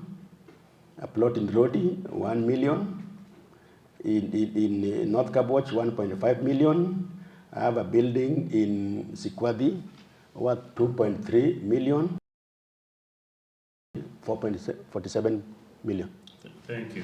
What strategies do you have to approve, to support small-scale traders within Homa Bay County who faced structural, regulatory, and competitive challenges that hinder their growth? And we need to take serious action to assist them. If you look at the geography of the county, what we'll do, first of all, is to engage them with other stakeholders so that we understand the problem that they have. How can they be assisted? Once we fund, and the revolving fund now will be able to give them at cheap rates, or at times you give grants so that they can now introduce them to savings culture so that you do not eat everything that you have. You need to save for a rainy day. Also, they need to embrace the culture of technology. You don't need to be having cash at your hand all the times. You need now to have technology that whatever you get, need to really capacity build them. They need to have financial literacy so that they are not conned. Their business within their areas of jurisdiction. They need to go outside so that they can get other markets where they can sell their products at a much higher price. Thank you, Chairman. So it's very easy to connect Homa Bay and Mombasa and sell the omena at a higher price in Mombasa than in.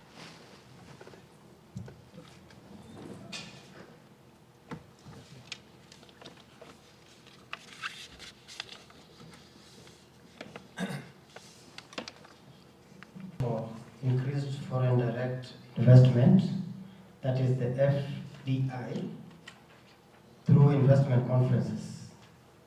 How will you specifically position on? Thank you, Chairman. The National Investment Conference. That conference was not just deliberate. It was meant to expose the country to the outside world, to expose the county to foreign investors, so that the investors can see the potential in Homa Bay County, so that they can come and invest in our county.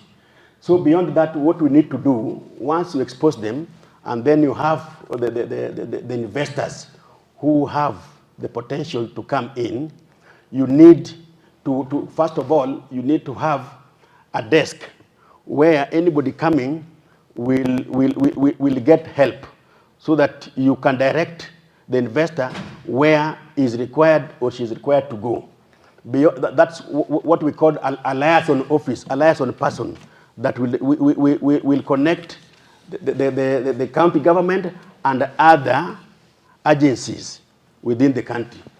Two, investors want an environment where they can do business without complications.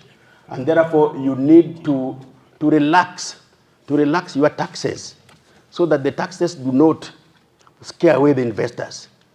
So, because initially, once they come in, you have a lot of advantage. So you need to relax your taxes.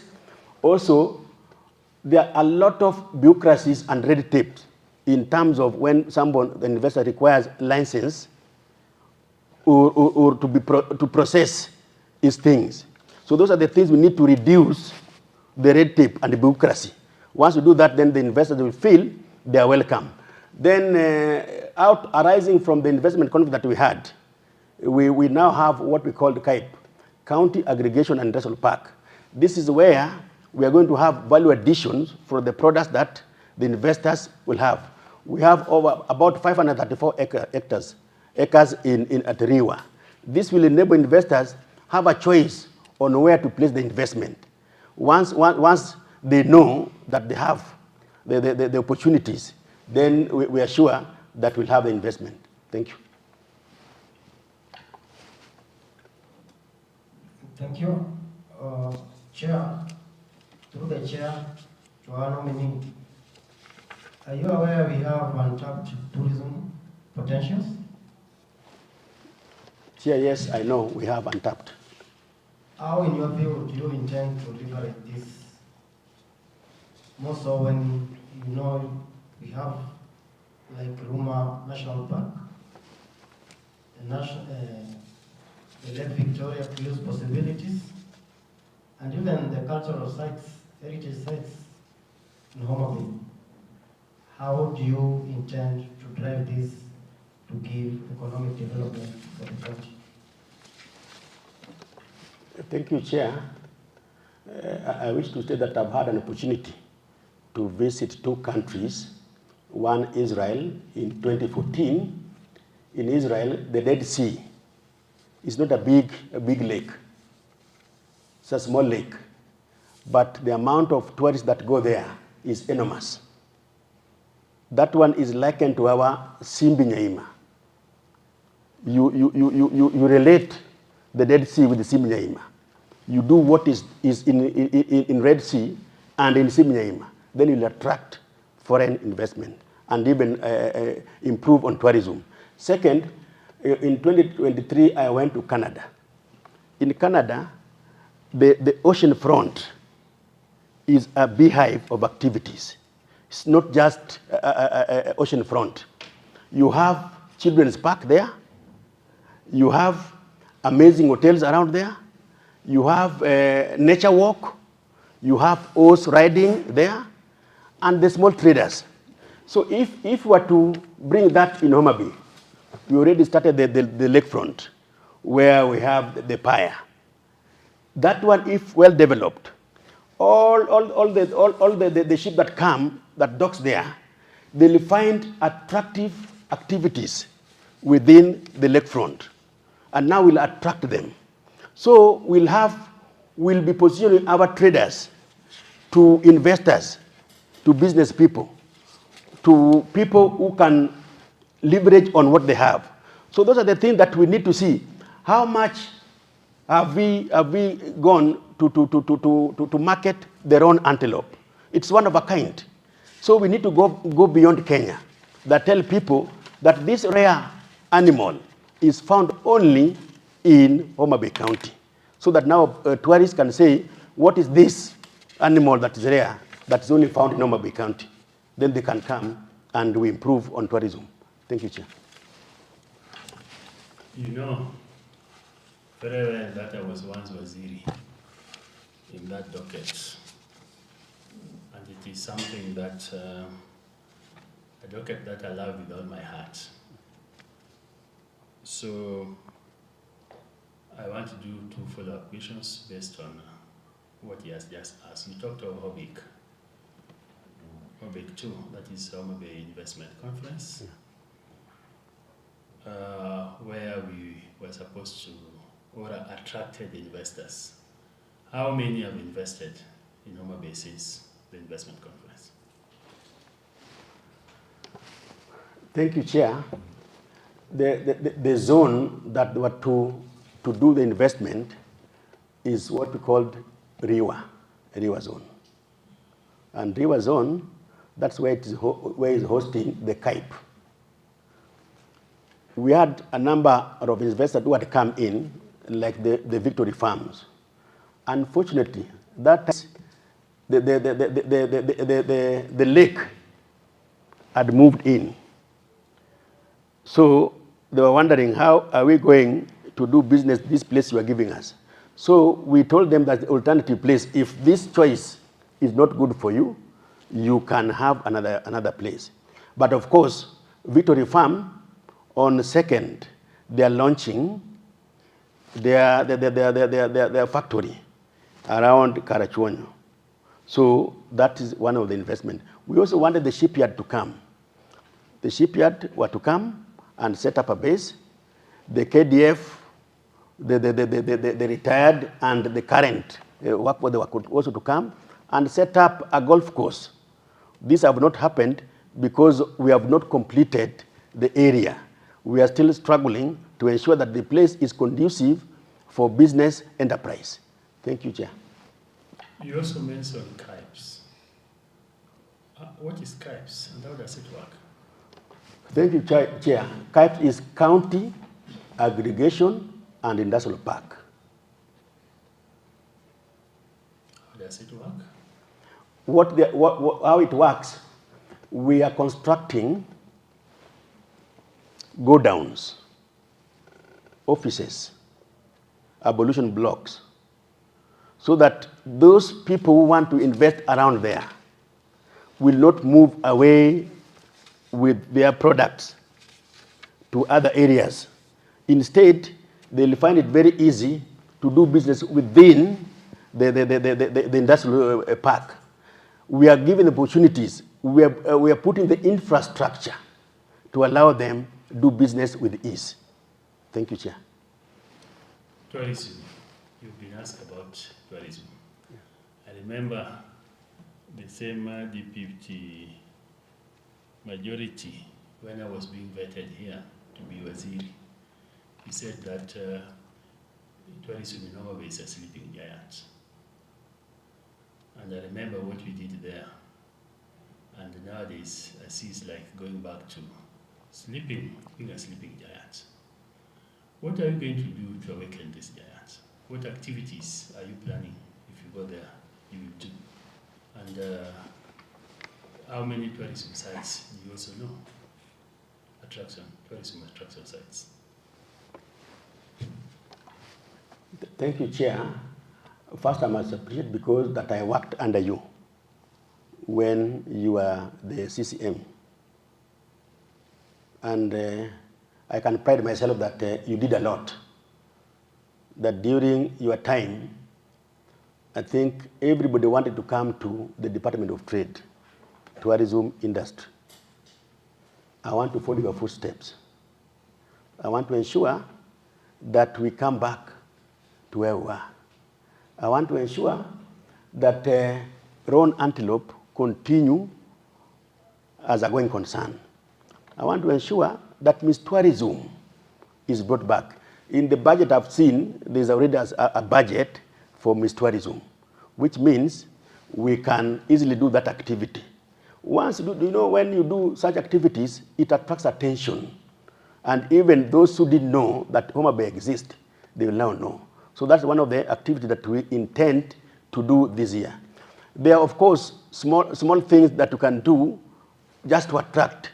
You go to Simbinyaima, you have people there, you do some demos there, then people know that something is happening, because without a good budget, there's nothing big that you can do. Because from the budget I've seen, for now, as at now, we can't do much.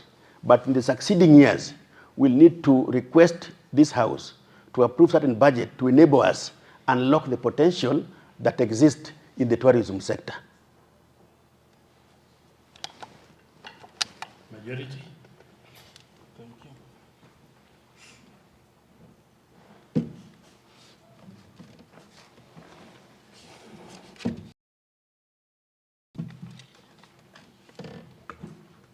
Thank you, Mr. Chairman. Bwana nominee, good morning. Good morning. Next week, you may graduate to a state officer. And your title will also change field.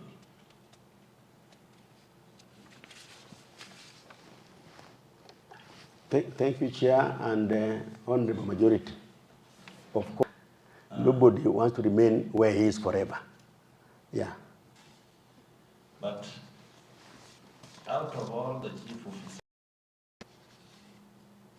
when this opportunity arose, Her Excellency decided to promote 2 chief officers, and it happens that you are one of the chief officers who are promoted.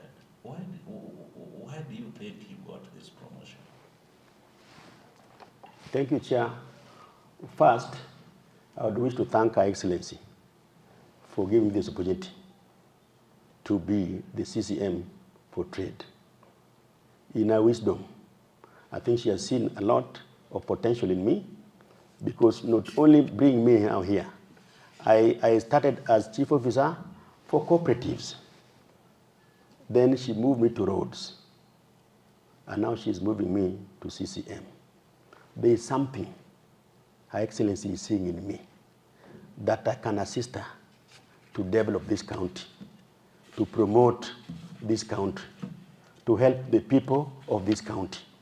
So I really thank Her Excellency. I don't know what she saw, but from the movement she has made all through, it clearly shows that she has confidence in me. And the only thing I can do to her is loyalty and serve her better. Thank you. Thank you. When we started with Honorable, and now the Deputy Governor designate, before the approval of this House, Honorable Danish, his member of County Assembly was here. Now that you are before this honorable committee, and every region, we know that you come from Kaboch Northward. Kaboch Northward of Ndewa Sub-County. But I've checked at the seats where our honorable members always sit. I don't see your honorable member. You are the member that represents you. What could be the problem? Chair, that is beyond my comprehension, because I believe it is the House that dictates who comes as the honorable member or not. I can't dictate to my honorable MCA that I'm going for vetting. You must accompany me. He is my honorable member. I can't force him. If he wishes to come, that's it. Maybe I send an apology. I can't know, because the records are not with me. Thank you, Chair. Thank you. I can remember that some people were saying that when you were first appointed as the chief officer in charge of cooperatives, some of your friends from Nairobi advised you to resign because the amount that you used to spend while at Nairobi was more. But when you came to this job as a chief officer cooperatives, now you declined to do most of the things that you used to do with them. You were advised that please resign and go, so that you go take the job that you left or any other. They offered you, some offered you jobs even, in their farms in Nairobi, their companies. You remember that. When you got this appointment, you decided not to resign, I'm aware. But now when you got this appointment, how do they behave? They also advised you to decline. Can you tell this committee? Or am I lying that you are not advised to resign? Thank you, Chair. You know, majority is a man of the people, and he has his ears all over.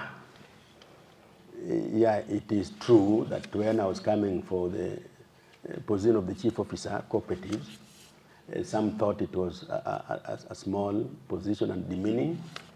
But when I was here being vetted for that position, and the honorable members looked at what I was earning then and comparing what I was going to earn, I told them categorically that there comes a time that you must work for your people, not for your own benefit, but for the benefit of the people. I said I wanted to leave a mark that during my period, there was a resurgence of cooperative movement in Overby County. And if you remember, when we were the Honorable Speaker in the same department, not only was tourism thriving, but cooperative was being talked about in the entire county. And that is something that gives me a lot of pleasure and honor, that I can change the perception of my people and do something good that they continue liking. In fact, when I was nominated for this position, most of the chairmen of the cooperative circles with the county sent a lot of messages of congratulation because they're saying, we are back. So whatever people say, it is your own conviction. It is not what people tell you. Thank you. Yes, thank you. Another question. The 2026 landscape highlights a need for public-private partnership, PPPs. Do you know the meaning of PPPs? Thank you, Chair. That is public-private partnership. Thank you. Yes. How do you promote transparency and value for money in such partnerships within our county? Thank you, Chair. Before you go into PPP, you need to identify the players. Are the players of good standing in the society? Are they transparent enough? Do they have integrity so that people can trust them? That is very important. You need to have stakeholder engagement to put it clear to them what we are doing. If you look at the national level, the CS Mbadi has always gone public to state how they're engaging private and the public in matters investment. So as a county, we need to involve the stakeholders so that they know what we want to do. There are a number of investment that can be done through PPP. If you look at our own source revenue, in terms of bus parks, we are not doing very well because we don't have bus parks, especially in Dewa, in Rodi. There are a number of vehicles there. So what will happen if the county allows? We go into PPP for private individuals to do the bus parks under a memorandum for a period of years, so that now the county will not put its own money to build the bus parks, but an individual does. Then the revenue will come. You'll tap a lot of revenue through that. Then you must have a memorandum that is binding, that is not easy to manipulate, so that in future you have litigation. It must be so clear. And also, you need to have a framework of knowing whether what you're actually doing is working. So we need to have a KPI, key performance indicators. Where are we? We started here. This is now where we are. Are we doing better, or we need to renegotiate and look at it again? And finally, it's always good to have independent auditors to really go through what you are doing and give you an opinion of what has transpired over the period of time. That, in that case, the county will benefit a lot from PPP. Thank you, Chair. Thank you. With that, you are promising that this time, Obindede, while approved to serve as the Minister for Trade, then will have a modern bus park. Chair, we need to do a cabinet paper first, so that we get authority. Once we get authority now, then we can move into that. With that, I know there are people who are ready to do that. And Ndewa will have a modern bus park, not only Ndewa, Rodi, and possibly Rangwe. Thank you. Thank you. This honorable county has been promoting a shift toward green energy and sustainable manufacturing. You are aware of that? Yes, I'm aware, Chairman. Outline two specific, and this one will need you to scratch your head a bit.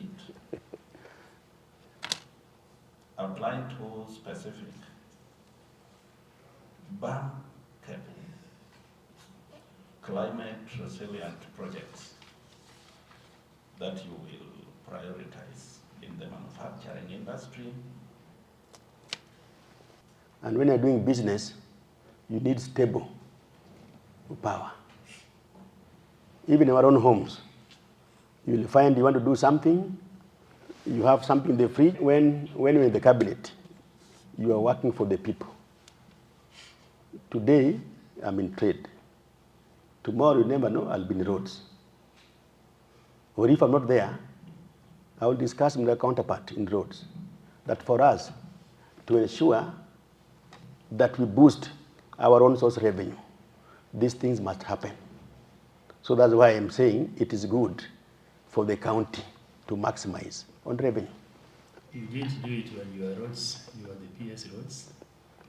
You didn't do that capital paper for all aspects. How will you do it at now that you are going? Again, because the fish is just there. I don't have to go and plow. I just pick fish. Yet he doesn't know. Tomorrow, climate can change, the weather can change, and you do not get money that day. So you need to have some money for future. So they need to understand the importance of being in cooperatives. We also need to link them to financial institutions. One, to train them. Two, to give them money to do their business. And three, to audit and check that what they're doing is good, so that there is money in the pocket of our people. We also need to expose our members through exchange programs. You don't need to go far. Kisi here has thriving cooperative movement. You can take them there to see what they do and how much they have accumulated in terms of shares and deposits, so that they can see this is a reality. It's not a dream. So exposure is very important for our people. Thank you. Why has it taken you too long to educate our people or capacity build them on matters finance? First, the chairman, legacy issues. If you remember, when we were in school a long time ago, there's this cooperative called Sonyanko. It was thriving in the entire South Nyanza region. And anybody who was a teacher was liking to go to Sonyanko. It went down, it's time to come back, but not yet. There also used to be Matatu Sacco through the county government. They had several matatus. That one also went. So legacy issues, people say, if all these things have gone down, they have disappeared. So how sure are we that what you are now telling us will thrive?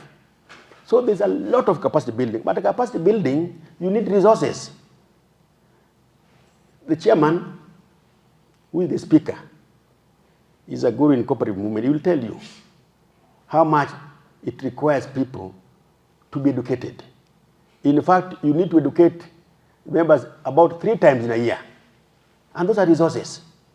So we need to have resources first to enable us capacity build these people. We need to tell them that don't look at history. Look at thriving businesses that have been done through cooperatives. When I was going around that time with the Honorable Speaker, we were telling them that if they stick to the movement, very soon we'll be seeing buses, not the Kisii buses here, but their own buses plying the routes as a result of the cooperative movement. We'll see buildings out of their own resources. Those are the things we want to do. We want them to know that you can take your children to school through cooperatives. We want to tell them that you can value add your product, even in the agriculture sector. Do you know the banana? You don't need to have just banana cut and then sell to the market. There are so many value addition to that market. If you go to Uganda, you will find wine made out of banana. That's the value addition. Wine made out of banana. But for us, do we do that? You cut the trunk and it's gone. There are so many things that our people need to know about value addition as a result of being the cooperative. Those that our governor is now giving, the seeds, we emphasize that they must be in cooperatives. So that if you're not there, you will see your people getting seeds and you're not getting, then you ask why. Because you're not in cooperatives. So those are the things we need to instill in our people so that they know, if I want to get good things, I must join a cooperative. Then take them out. Take them to Kiambu. Let them learn what people are doing there. Let them go beyond the country. Mr. Speaker will tell you a number of times in a year, there are a number of visits to other countries to see what they're doing.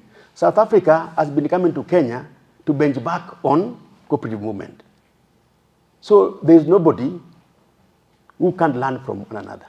Thank you, Chairman. Thank you so much. Just on the same, what are the primary governance, financial and infrastructural bottlenecks hindering the growth of agricultural and fisheries cooperatives in Homa Bay County? And what strategic interventions can the county government implement to restore public trust? Thank you, Chairman. The big one is mismanagement of the cooperative sector, mismanagement from the board of directors. Our people think that once you're in the board, you are alpha and omega. You can't be questioned. So there's a lot of mismanagement in the cooperative sector. Two, financial literacy. Most of our people have no grasp of financial literacy. They do not know. When we are going out, you know, in cooperative, in the board, you have the board members, and then you have supervisory committee who now checks the board. For us, for them, they think all of them are board members. They don't know how one should check the other. So that enables them, the mismanagement now, to occur several times. Three, audit personnel, especially in this country, we have very few auditors for the cooperative sector. You will find about 3. And how many cooperatives do we have? Over 300. And each year, each cooperative must have an annual general meeting. And you cannot have an annual general meeting without the input of the auditor. So tell me, will these 3 auditors move around and audit these books for our people to do the AGMs? It tells you so many cooperative societies and circles do not do the AGMs. And if they don't do the AGMs, the members do not know what is happening in those movements. And that's where now mismanagement comes in. So we need to strengthen audit to enable us now move forward. We need also to link our farmers with other markets. Like in Nairobi Markiti, there's a big market for bananas and pineapples. But what do we do here? You will find all pineapple growers are in Olari, struggling with drivers when they stop. yet they are leaving potential market in Nairobi. So there needs to be a linkage between our farmers and the bigger markets out there. When we did OBIC, there were investors who wanted to come and import potatoes. The only potato cooperatives were so weak that they could not have a memorandum. So those are the areas now we need to see. How do we turn the grip so that our people are strengthened and they know what they want, so that our farmers can benefit from economies of scale. Join together, have a team that takes your produce elsewhere. If it is about dairy, you need to have a dairy cooperative where you take your milk there. Don't hawk your milk alone. Take your milk there, then the society will now sell it to hotels, to business people. Then for you, at the end of the month, you get your money. Thank you, Chair. Thank you so much, Honorable Nominee. But I want to urge you to check on the cooperative societies that you people formed. Like we have one here near Rodi called Horse Run. It's not doing well, but the county government spent a lot of money buying very, very big, machines for the members. But I think there is no value for the county. So please check on that and ensure that it works properly. Thank you, Chairman. We'll do that. What Honorable Member is telling you is about that office that you now get into, about the governance, especially in cooperatives. From the director, in fact, the directorate of cooperatives, it needs to be restructured so that they check on these cooperatives, including the 40 wards, border borders. Because you know our excellency give money to those wards. Honorable Waka.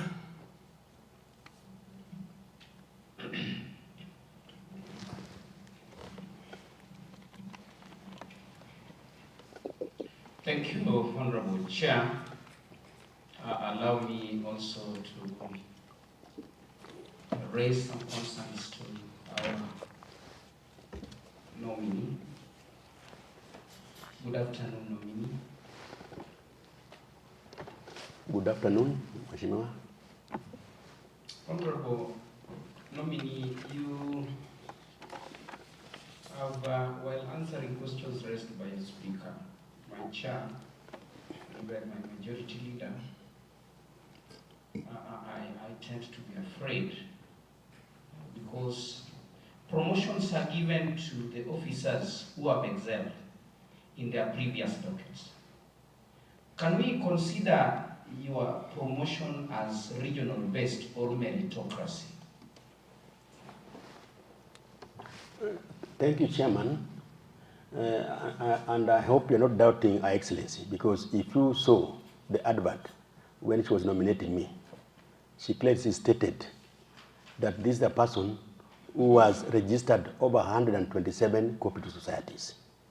This is a person who was the dormant cooperatives were about 10. He has resuscitated those. So if that's not an achievement, I don't know what it is. Thank you, Chair. Thank you, Honorable Chair. It's not that we are asking this because we are doubting the appointing authority. Our work as a committee is not to rely on the appointing authority. It's you to confirm and demonstrate to us. Now you are there. You love to take some time and demonstrate this to us. We don't know who appointed you. We only consider your suitability based on what you shall have done in terms of interaction with our questions. Previously or currently, let me use the word, appropriate word, currently you are a chief officer, am I right? Yes, Chairman. Would you gauge your performance to be between 50 to 80 in terms of performance? Because last time I checked, before being moved to roads, you are in trade, am I right? You are right, Chairman. And Chair, I was just Googling here and checking on the budget implementation on you at the time you were in roads. You did at 36. I've just done it. And if you doubt that, I will give you the figure. and how you performed as the chief officer in charge of trade. Now in roads, you are at 42. And that is why I came with a question on promotion on merits. Because you are supposed to be promoted based on your current place of work to where you're going. And now, if I may ask, while responding to my leaders, and more so the chair, one will start from, how much has the county government pumped as the matching fund on RIWA? Because my chair asked you about stagnation in terms of completion of RIWA. How much has the government of Homa Bay pumped in this, in the best of your knowledge? Because even now, your current position in roads, you also work in tandem with the person in trade. Thank you, Chairman. The county government has pumped about 64 million. 64 million. Yeah. Which is, the national government was pumped around 250 and the county government 250. Yes, Chairman. Does it mean that this is what has stagnated the implementation of this project under your watch? Chairman, not entirely. That could be partly, but there are other factors that have contributed to that. If I may just put them across, one is flooding. A number of occasions, the place has been flooded, and they were unable to. Contractor, sometimes it does not put enough manpower commensurate with the work that is there. Three, the contractor once in a while talks of a delay in payment, yet if you look at the agreement, the payment should be within 45 days. So for the contractor require that the moment he places the order, then is paid the following day. So those are some of the reasons that it has stagnated. But the government has put in the 250 million, and as we have put the 64 million. Now, if approved by this honorable committee and you become the CCM in charge of this docket, could you please be in a position to tell us how some of the measures you will put in place to ensure the completion and operationalization of RIWA Industrial Park? Thank you, Chair. And I agree we need to move with speed because we are beyond the timelines. One thing that we'll put, and although it's there, but we need to put a lot of emphasis, is the CIT, Contract Implementation Team. They need to be agile. They need to be frequenting the place and discussing with the contractor on the timelines. If you go there, the contractor will give you timelines that for this, within 2 weeks we are done. For this, within 1 month we are done.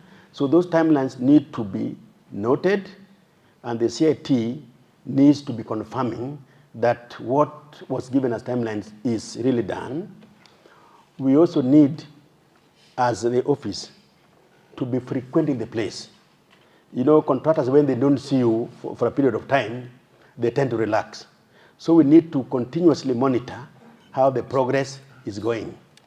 We also need to pay promptly the contractor within reasonable time so that it does not have the excuse that I delayed because I wasn't paid in time. So if we do all this, I believe, because currently we are at about 55 in general, but other components, you will find we are at 90%, others we are at 70%, others we are almost 100%. But we cannot complete one and say we are done. We must complete the entire component. Thank you, Jim. Thank you. Nominee, on that, you have promised to work within the time, but if you look at the 65 you injected in this, vis-a-vis what the national government has injected, does it put you in an odd situation for the time of completion, or once you are approved, you will give in more money for this? because on your side of the county government, you've not given enough as opposed to the national government. Thank you, Chairman, and the concern is noted. If you look at the approved budget by this House, you will notice that this Honorable House has approved about 130 million towards the CAIP. So which means we'll be able to inject funds as at when the contractor demands.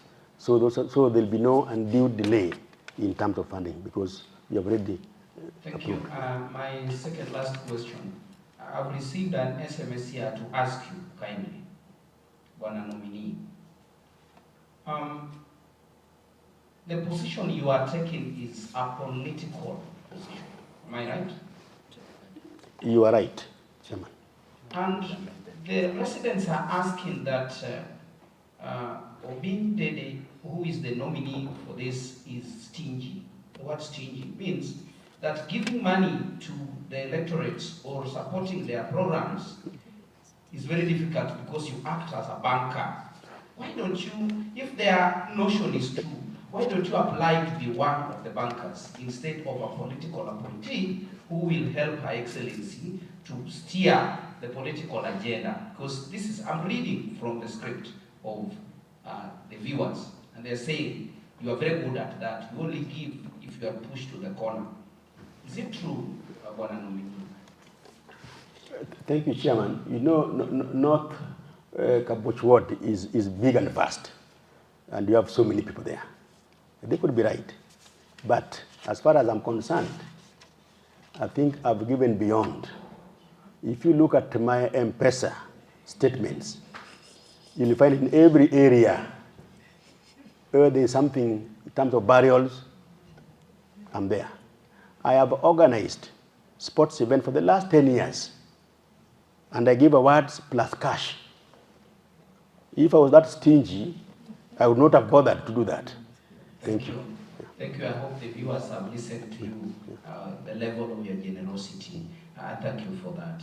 Now, my last question is, Bwana nominee, the position you are now being vetted for is for the entire county, so that if you start interacting with the Omabayans, then you can go to North Karachuonyo, you go to Kibiri Ward, you go to the other wards, because you'll be executing your mandate in the entire county, and it will not be confined to North Kapoch, the way the chief officer was confined to North Kapoch. I hope that would be okay, so that at least we help Her Excellency. Honorable Chair, I want to submit that our viewers are keen, and they are asking that the nominee appreciate the work that he started in Boda Boda, Honorable Chair, that the money was given to the Boda Boda, and they would like you to make a follow-up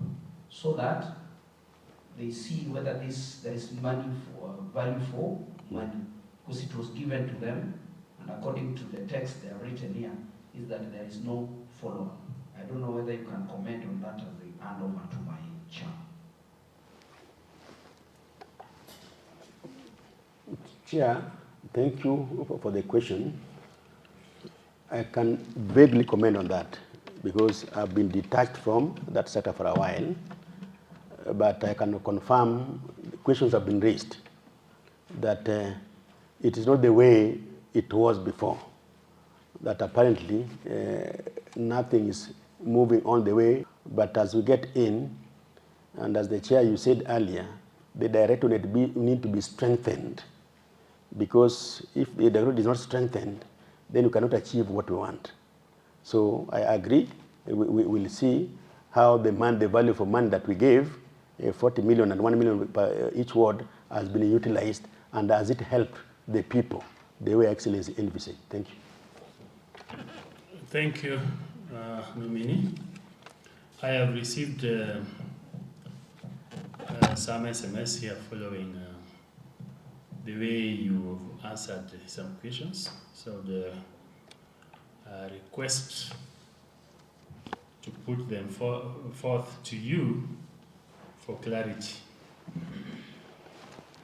Earlier, a member stated here that majority leader had asked you about the whereabouts of your MCA, which you have stated very clearly that you cannot control his movements. So the member is asking, what is your relationship? How is your relationship with your area MCA as a leader? Thank you, Chairman. There's nothing untoward relationship because we have not crossed the path of each other. So for me, from my point of view, I'm clear. I can't talk on his behalf. Well, he's also clear with me, but for me, I'm clear. Thank you. Another member has stated that currently you are the Chief Officer for Roads and Public Works, but you have only enumerated your achievement in cooperatives movement, which you left almost a year and plus. So what are your achievements as the Chief Officer for Roads? Thank you, Chairman. I think most of the questions were surrounding the cooperative because that's where I'm getting into. But for roads, one, the best gift for any organization is the staff. If you want things to move, you must have staff that work. So one thing I know, and the House can confirm, I brought in the staff to be together so that they work for the county. We don't need to police them, but I can confirm that every assignment given to them, they have done. We have also ensured that most of our roads are done, sometimes not within the stipulated period, but they are done. Lately, most of our contractors did not report to the sites. And when I asked, what do we normally do when they don't report? They say, we need to give notice. But I've said, have we done that before? Then I was told, no. Normally we don't do that because of political ramification. Then I said, no, we must do things according to the law. So we did give notice to those contractors who had not gone to the site. And if you look at it, majority went and started the construction. So that's an achievement that we have done. There is also a rapport with the contractor so that you call the contractor that this member of the county assembly is crying that you have not gone there. Then he listens to you. There's a way you talk that the contractor will listen to you and do what is right. So I think we have done more in terms of CSR. We've never been called upon to open roads. We have done without any favor here and there. So thank you. Thank you. There's another member who says that he remembers vividly that there was a bill that was enacted into an act on entrepreneurship that will give entrepreneurs some capital. So how will you ensure equity when you'll be giving entrepreneurs money for business? Thank you, Chair. I've seen in the current budget that the Honorable House approved, there is some 40 million for the entrepreneurs. And the policy gives guidelines and regulations on how you handle those. It's not haphazard. You go as per the policy so that there's equity to all. The same way we did when we were rolling out the 40 million to each ward. Yeah, we did it across the 40 wards. So we'll see what the policy talks about and how you distribute these funds to them. Thank you, Chair. Thank you. The last one, I've just received the SMS from, this is from road staff, anonymous. They're saying that you are too soft. Is it true? These are the people you are working with in the roads. It depends on what softness to that person is. You can be soft but tough. So unless he improves on it, I can't comment much about being soft. Thank you, Chair. Yeah, he has clarified that you cannot even give orders and order someone to do something. That they normally get away with even mistakes. You know, the good thing is anonymous, so you can't know. But I don't think there's a time that I've requested for some information and I'm not given. Yeah, thank you, Chair. Thank you. Now, what is your final prayer to this committee? Thank you, Chair. First, I want to thank this honorable committee for the time well spent. The questions that you have raised are very key, and they go line in line with what I'll be doing. So they were really researched, questions based on what my responsibility will be and what I need to pick from there going forward.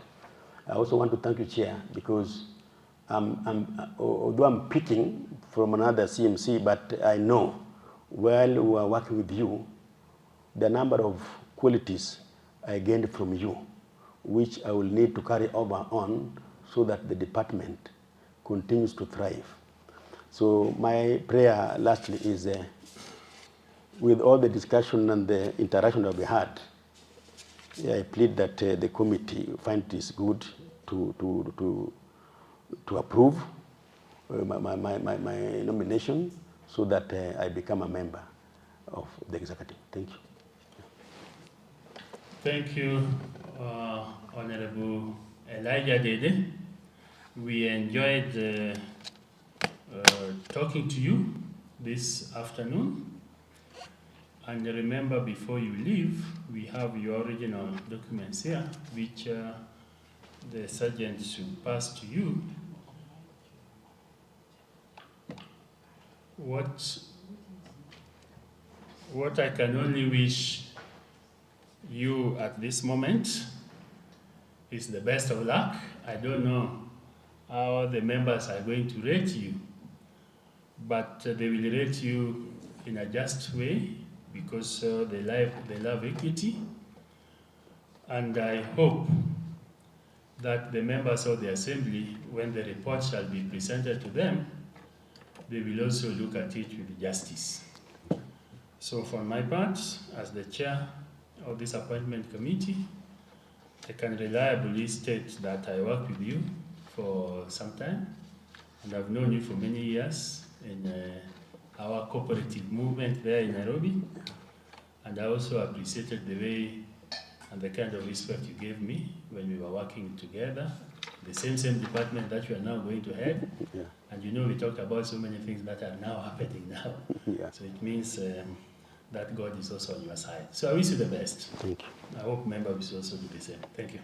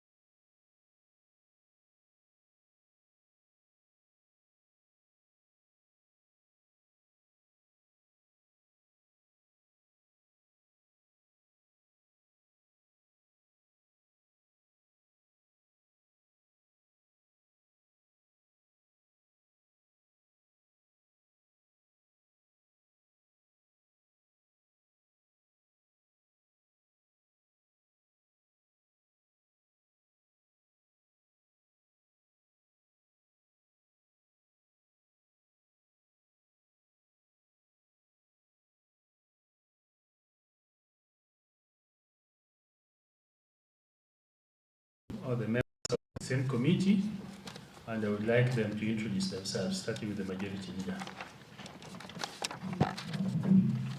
Thank you, Mr. Chairman. I'm Honorable Richard Odemba, the majority leader and vice chair of this committee. I'm Odette Monaflarita, deputy leader of majority and a member of this committee.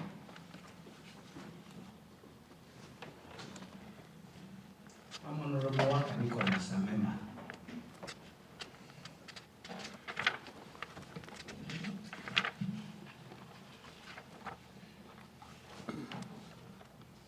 Thank you, Chair. I'm Honorable Bobo Bondo, member of the committee. Secretariat. Thank you, Chair. Allow me to introduce the Secretariat. I am Verotin, the Deputy Clerk in charge of Community Services. I will begin with Wendy. I am Wendy Opar, Principal Legal Counsel. Tobias. I am Tobias Opara, the Clerk Assistant. David. I'm Dr. David Omagor, Deputy Clerk in charge of administration. Sergeants. Agola Kennedy, Sergeant Town. Nyongo Felix, Sila Sergeant Terms. ICT. Ibo Sokoge, ICT.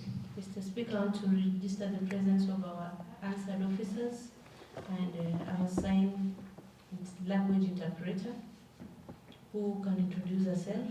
Christine. Good afternoon, I'm Christine Akin, sign language interpreter. Thank you, Mr. Speaker. I have also two members of this house. They can introduce themselves. Three members. Thank you, Chairman. I'm Honorable Patrick Wale, member for West Game Ward, and a friend to this committee. Thank you, Chairman. Good afternoon, Chair and the panel members. I'm Honorable Peter Nyankomita, member representing Kabondo West Ward and a friend to this committee. Assalamu alaikum, Mheshimiwa David Hamilton, mwakilishi wa kanda na rafiki wa kamati. Thank you. I would ask at this point the nominee to introduce himself. Thank you, Honorable Chairman, Honorable Members. My name is Isaac Victor Ngiri. Thank you, Mr. Ngiri. Now, before we start the interview, I will request you to take our oath. Very good. Proceed.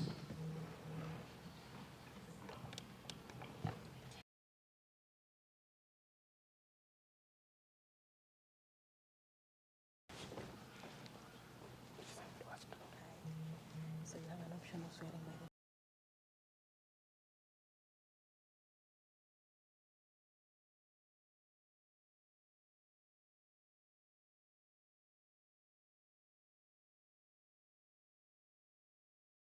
Okay. I, Isaac Victor Ngiri, of ID number 2206-5985, do solemnly, sincerely, and truly swear that the information I shall give before this committee shall be the truth, the whole truth, and nothing but the truth. So help me God.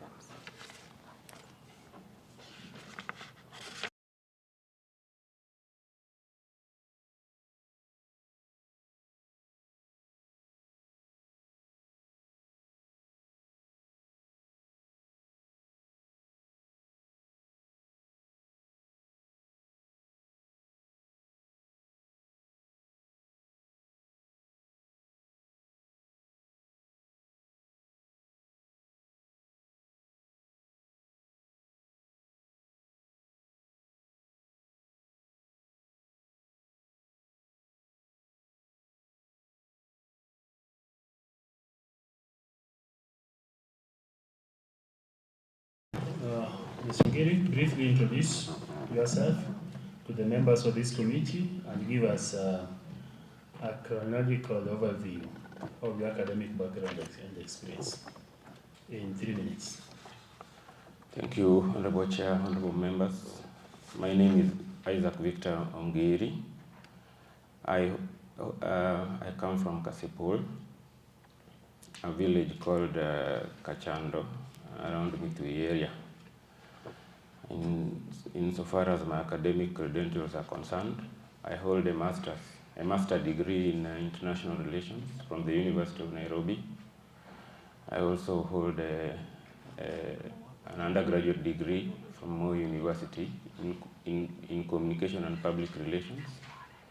Further, I hold a diploma in mass communication from the Kenya College of Communications Technology.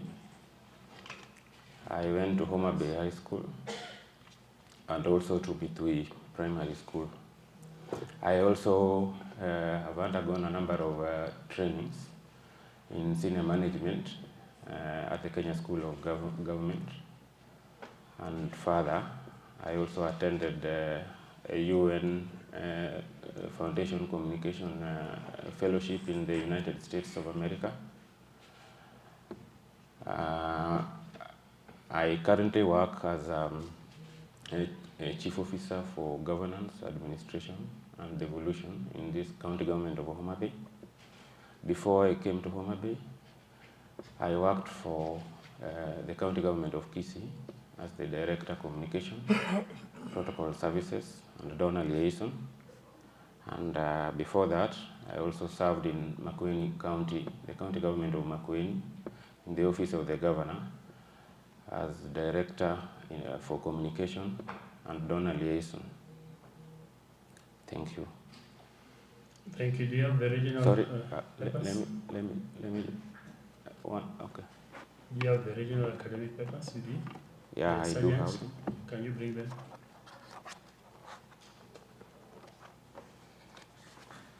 Chair, there's one perspective that remained. Yes.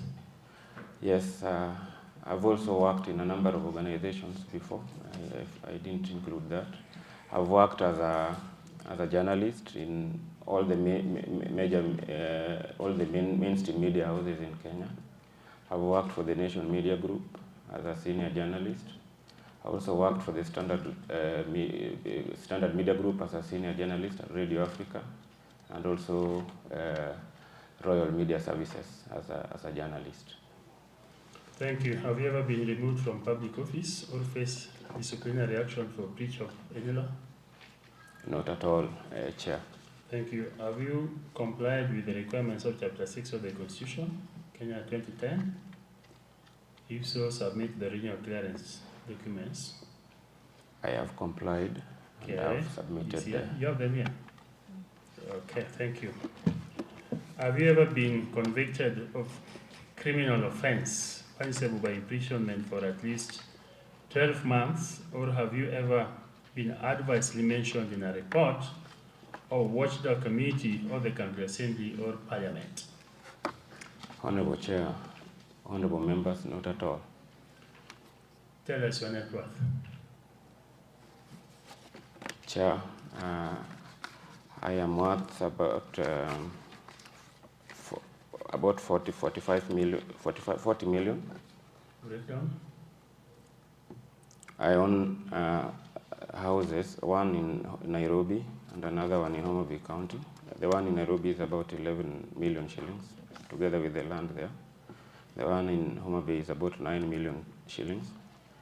I also own 3 vehicles, personal vehicles, worth in total about 5 million shillings. I also own 2 commercial buses, vehicles, worth a total of 9 million shillings. I further own parcels of land, 3 of them, one in Homa Bay County, and 2 in Kasipul, coming up to 5 million shillings. I also hold equity shares in a marketing consultancy firm worth about 10 million shillings. And I have a loan with two commercial banks, entities, which is serviceable and currently at 5.5 million liability.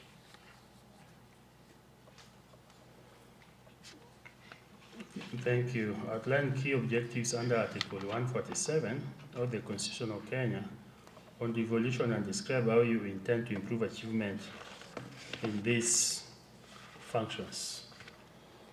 Okay, one of them is decentralization.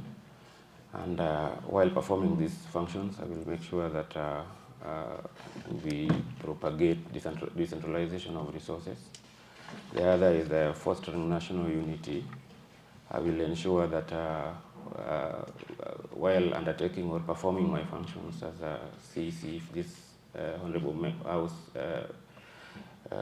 gives me the opportunity, I will make sure that we foster unity in consideration of the diversity, the national diversity in our country.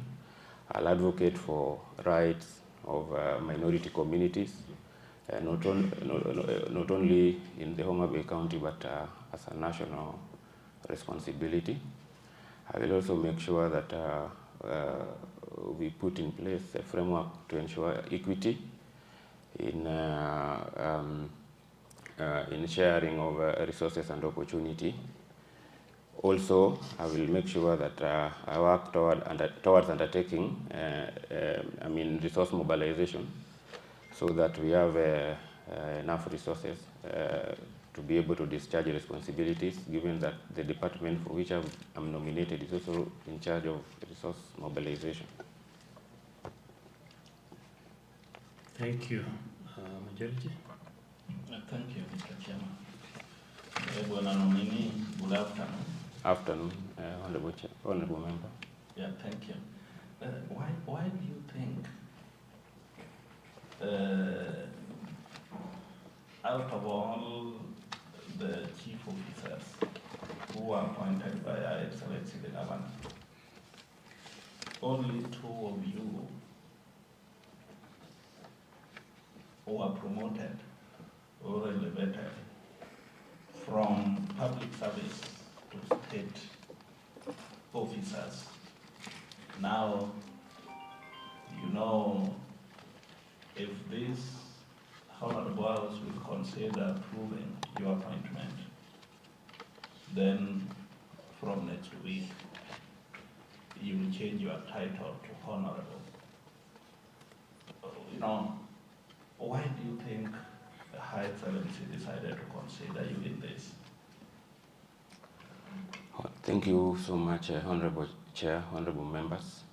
I may not really know what was in the mind of the appointing authority, but I do think that probably it can be attributed to the work we've done since we came. I came in here in 2023, and we've been busy engaging in reforms here, delivering on the agenda of Her Excellency, and working to make sure that our department remains vibrant in service delivery, bringing in new ideologies here and there. During that period, I've managed to have all our enforcement officers trained, all our fighting officers trained. We brought in here as a department under my leadership fire trainers from the United Kingdoms who trained all our firefighters here. We brought in other governance-related ideas to transform the county. Right now, we're implementing a digital performance contracting system, and we've been very consistent and back-to-back in coming up with new ideas that relate to the functions of our department. So I'm suspecting that probably the appointing authority looked at these perspectives and thought that I will suit the bill, and if I'm promoted, and if this Honorable Assembly gives me an opportunity to serve in that office. Thank you. And now, you've been the chief officer in the same department that you have been lucky. You have been promoted to serving as now the CCM. Can you outline some of the key legislation guiding public participation and their relevance to your docket? Thank you, Honorable Chair, Honorable members. One of the legal frameworks that supports public participation is actually the Constitution of Kenya 2010, Article 10, that talks about public participation. And the other one is the County Government's Act that highlights public participation as a key governance tool in the county governments. And in the county government of Homa Bay, we already have a Public Participations Act, which domesticates, or rather, which domesticates the legal framework for public participation in our county government. Thank you. Thank you. My last question, Mr. Chairman.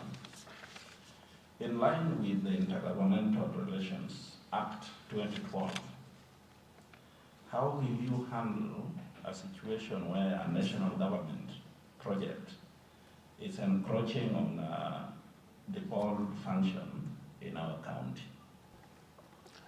Thank you, Honorable Chair, Honorable members. Whereas we will seek to advocate for good intergovernmental relations, whenever such an issue comes up, Honorable members, Honorable Chair, Honorable members, first I will profile the situation, the problem, identify it properly. Then I will move to consult with various stakeholders that are involved at the intergovernmental level, from the national government, using the available structures. Then I will, if things are not working out at that level, we may call for a dispute resolution to be able to look at the problem critically and see if we can resolve it. If that still doesn't work, we may escalate to the GRM level so that we can, as a grievance, so that then mediation can be invoked.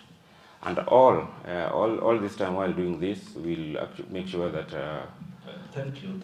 Okay. Thank you. Honorable Vic.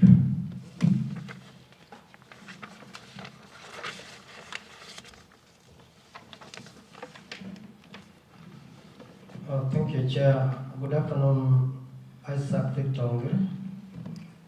Afternoon, honorable members.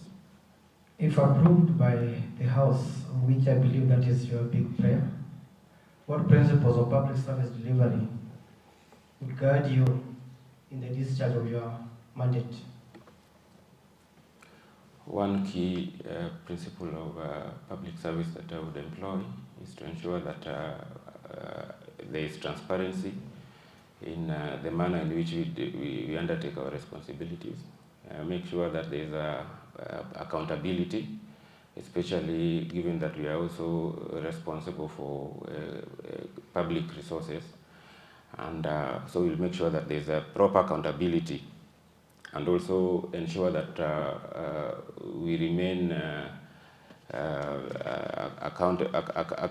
efficient in the manner in which we deliver, to make sure that our people get services delivered as per their expectations, honorable members. Thank you. And through the chair, as a CCM, you are required to give full and regular reports to the county assembly. How do you ensure that the reporting is timely, transparent, and accurate? And can you tell this committee some of the reports the county assembly is likely to receive from your advocate in case you are approved? Thank you, honorable members, honorable chair, honorable members. In handling county assembly reports, I will make sure that we come up with a time frame so that we deliver within the time frame that is stipulated by the assembly. We'll also make sure that these reports are processed and prepared in the format that the assembly desires, as guided by the office of the clerk from time to time. And we'll also ensure that reports that require to be published or to maybe in the media or just to ensure that they are made available to the public through our other platforms like social media or the website, we will make sure that we do that. Some of the reports that will be expected are like maybe the budgetary reports, quarterly reports that will always, if I get into this office, make sure that they are available to the Assembly from time to time. Thank you, Deputy Majority.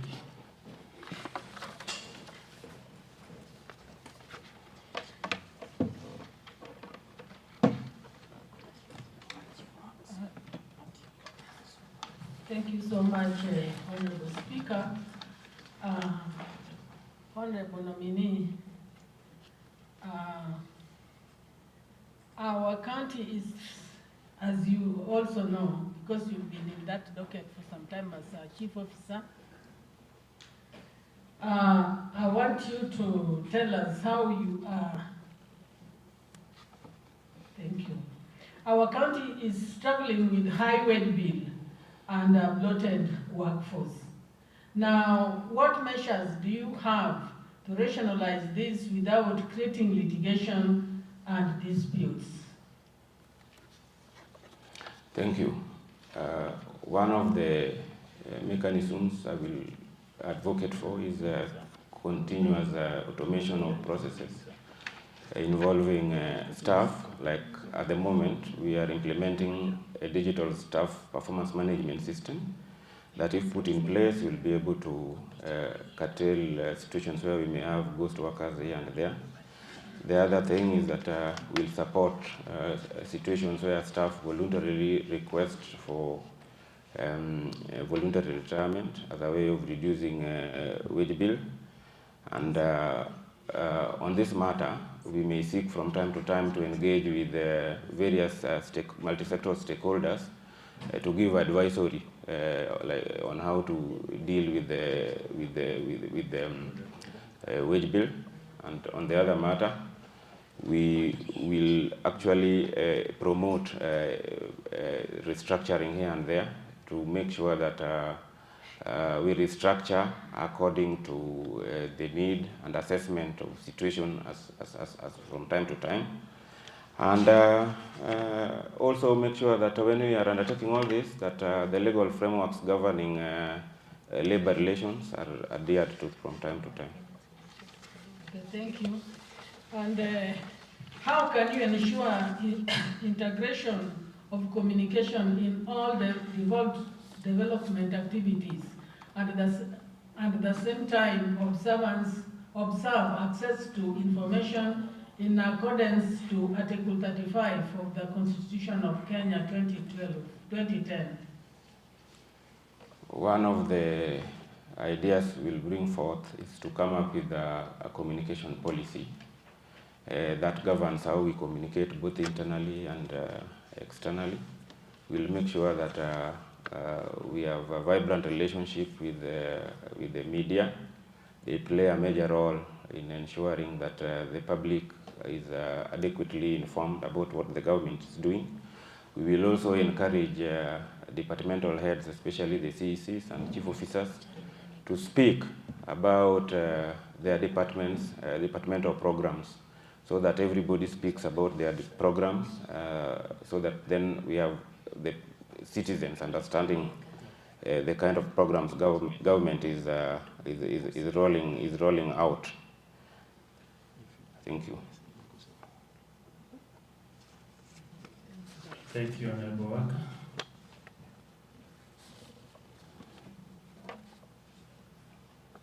Good afternoon, nominee. Afternoon, Honorable Chair, Honorable members. I just allow me to take you through some questions.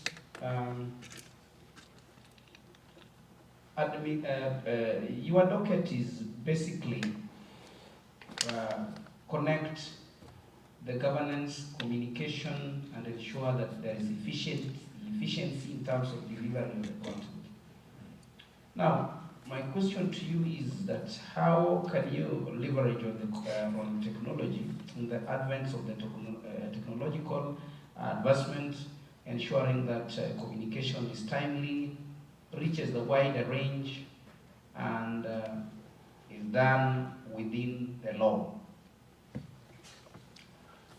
Thank you so much, Honorable Chair, Honorable Members. On technology, we will make sure we leverage an upcoming modern technology such as ChatPTG and AI. AI to make sure that we are able to communicate efficiently.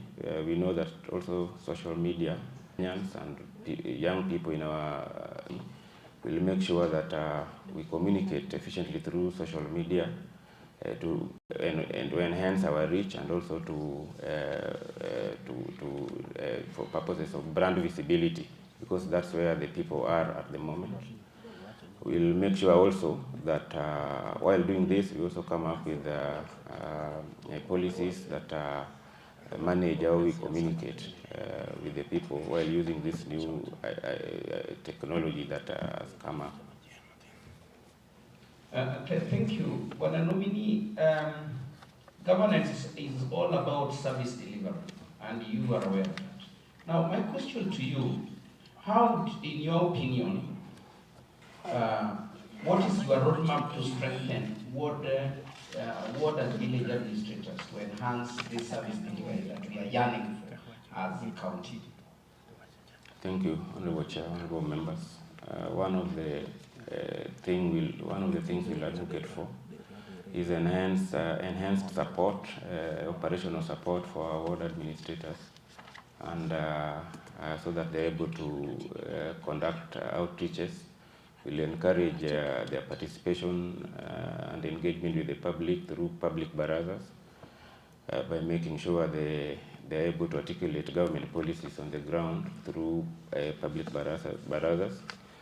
I know that the Department of Governance, Administration, Communication and Devolution is currently in the process of coming up with legislation to be able to roll out, that will give room for the rolling out of village administration, which is currently in the office of the county attorney. When I come in, if I'm given that opportunity, I'll make sure that the legislation is in place in preparation for the rollout of village, so that government is in every village. Thank you. Now, lastly,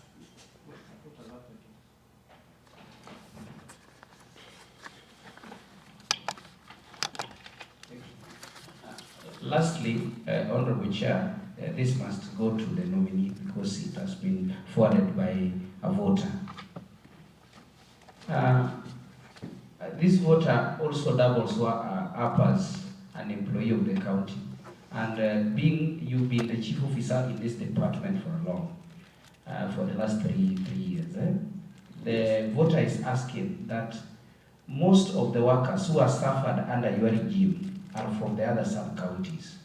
Are you going to discriminate now that you have been given the chance to be the minister, so that the people from your village can be given promotion, and more so the bigger Rachonyo?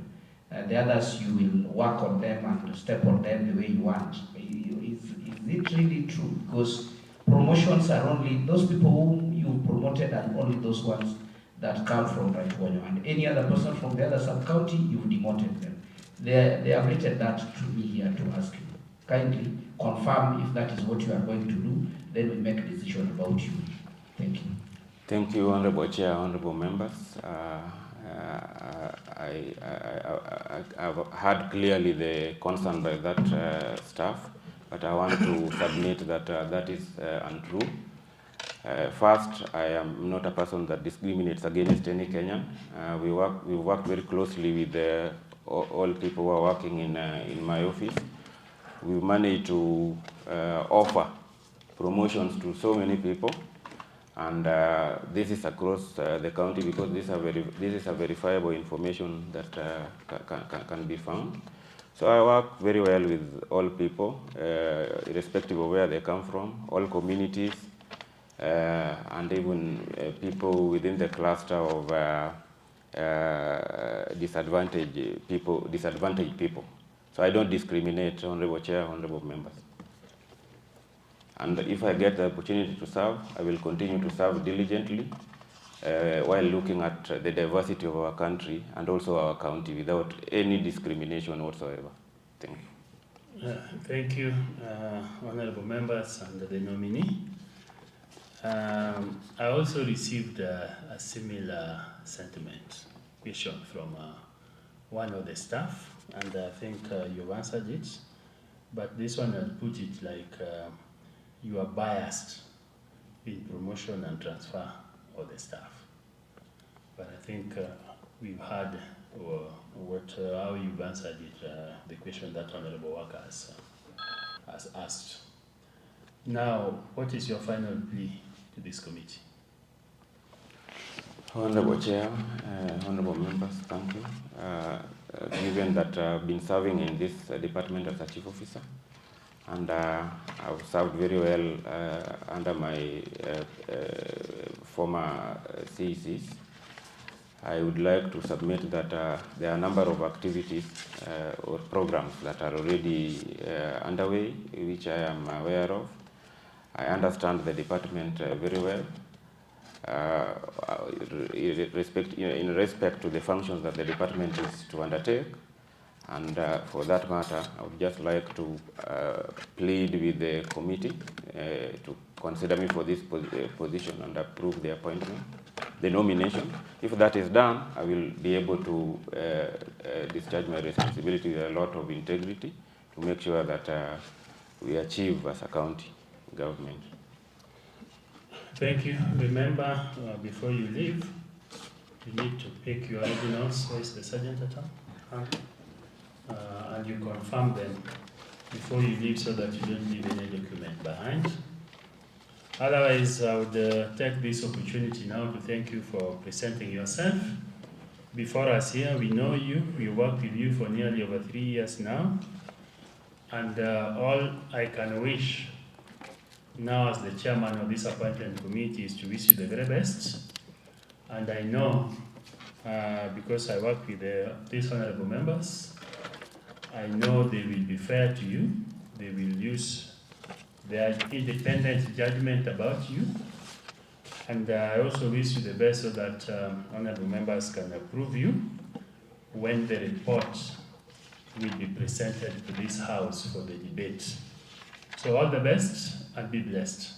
Thank you, Honorable Chair, honorable members. You can take your leave.